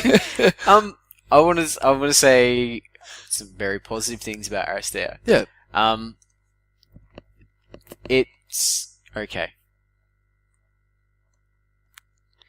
It's a good game. There's lots to like about it. But for me, and all the reasons Muddy said, the components are good. It's fun to play with good company. But you can say that about a lot of games. I'm going to talk some personal experience here. Ooh. Okay. Well, how far back we going? Not too far back. One, There was this time at band camp. Do the wave. Yeah. Wayne's Yep. World, wasn't it? They did that. Wayne's World. Party on. Excellent. I've told you about my wrestling coach, Father Nelson. Shit. No, seriously, I was genuinely disappointed with the miniatures Oh yeah. when they released them.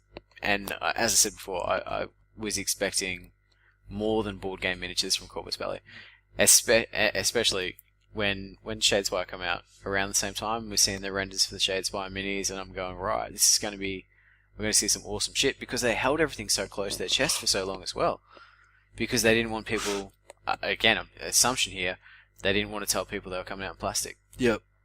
Or whether that was an issue with China and they didn't want to release the renders, or what the story was there. It was all very cloak and dagger. It was, and so I'm seeing G-Dub releasing this shit hot Shadespire miniatures. I'm going, if this is what GW was doing, imagine what Corvus is going to do with Aristeia. And they come out and we get Wild Bill, who's 3mm wide. Maybe a slight exaggeration. You know, like, but you get what I mean. Like, His pistol is almost as wide as he is. That's not how a gunfighter fights. Is it? You think of any gunfight in a movie where they're doing a quick draw, bang, they're facing the opponent. Their hand is coming from their hip up. They don't have the gun in front of them at eye level. They have the gun at waist level. That's a gunfighter pose. Sorry. I just want to jump in. Yeah. I just treated this like Star Wars. You just got to go with the flow. Look, give him points, but no tactical rocks. No tactical That's rocks. a bonus point. That got it up to a 3. In this release, no tactical rocks. But yeah, so that's what I mean. Like, I was kind of burned on the miniatures, and then the other thing, the big thing comes down is we played a couple of games, had fun, but then I had someone say, I'm looking to offload my copy, and it's cheap. It's well below retail. So someone was getting rid of a copy already? Yep. One of our loyal listeners, and they'll know who I'm talking about when they hear this. Oh, and wow. I didn't grab it. Mm. And I thought, well, I should get it. And is then I this was like, reminiscent of X-Wing then for you? yeah. And I don't know whether it is... Is there too much of a similarity here somehow? Maybe. So, I genuinely can't fault the game other than it doesn't grab me. Mm. It seems almost kind of sterile. Really? To me, yeah. Wow. I'm the opposite. Okay. I don't know what it is. Mm. And I really want to like it. Do you think maybe we get 4 expansions down the track. That's exactly what I was about to say. And it's a different game. Yeah, okay. And then maybe I'll like it. But I think because all I'm doing is reviewing the box set. Yeah, I'm that's trying right. to keep all the other stuff I said No, about you're right. down the track. Yeah. Okay. Out of I the agree. review. Yep. And I can't give the box set more than 3 dice. Yeah, okay. Oh, wow. Mm. Well, okay, I'm completely blown And away. the other thing, it doesn't, apart from that face-to-face mechanic, it doesn't feel like Infinity almost. And I don't know what I was expecting in the Infinity game. Wow, okay. Yeah, I don't know. It doesn't... So it's did just you not have doing it for me. a thought of what you've... Almost like what you were expecting from the game, and Probably. it hasn't quite lived up to your Probably. expectations? One, the minis weren't the usual Infinity Mhm. minis, and 2, the game didn't have maybe enough of Infinity in it for you to get that feel? Yeah, mate, I don't And know. it was a bit of a letdown for you? And then all the other things Greg talked about, the inaccessibility. Yep. Like, I'm a rules dude, and I'm still flicking through the rulebook trying to find how to How dodge. to do stuff. Yeah, get away from a player. And it's like, alright, well, it's not in this one. It's not in this one. It must be in this third booklet that comes with the game. And that's with you having prior knowledge of a game that Yeah. this is essentially based off. But let me put it out there, listeners. I want to like the game Yeah. because there's a lot to like about it. But at the moment, it's just not doing it for me. Yeah, And okay. I think again, if I hadn't played Shadespire, Yeah. and if I hadn't have played other similar games recently, Mm. I might be giving it high. But when I look at what other things are doing and how other games are grabbing me, and I've run out and bought stuff for other games, but I haven't run out and bought stuff for this. It's interesting, isn't it? I prefer this to Shadespire. Not interesting how we just think differently. Yeah. It's not surprising, but it's just a. So yeah, it's a 3 from me, dog. Yeah, cool. 335. 4. 4. Oh, 4, that's right. Oh, shit. But- I keep thinking 5. See? What I just so was thinking you... Oh, it's a 6. What I really want to do, really want to do though, is in 12 months' time. come Yeah, back for to sure. it. Come back Well, to once these expansions come out, and Yep. by the sounds of it, will there be a multiplayer I want to see how the Hopefully. possibility? multiplayer works. That I might wanna get see me how a bit more... it. That'll be building fully and crews sick. work, because this could be the other thing too. There might just be chunks missing that Mm. make it better. Yeah. Oh, And and I- just the fact that you might have some new guys that might spice up some of the sterileness that you sort of mentioned Yeah. before. Yeah. Okay. Wow, that was not what I thought we'd be getting tonight. I Yeah. thought I was going to have you cheering, carrying on, and I was like, ah.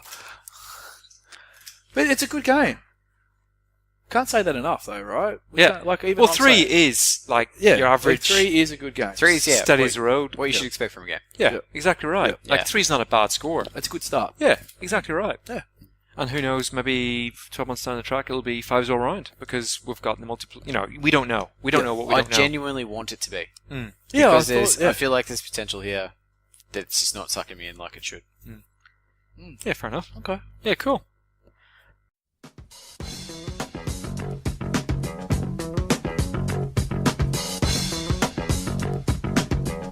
You are listening to Power Stance Gaming, and now, enjoy some more.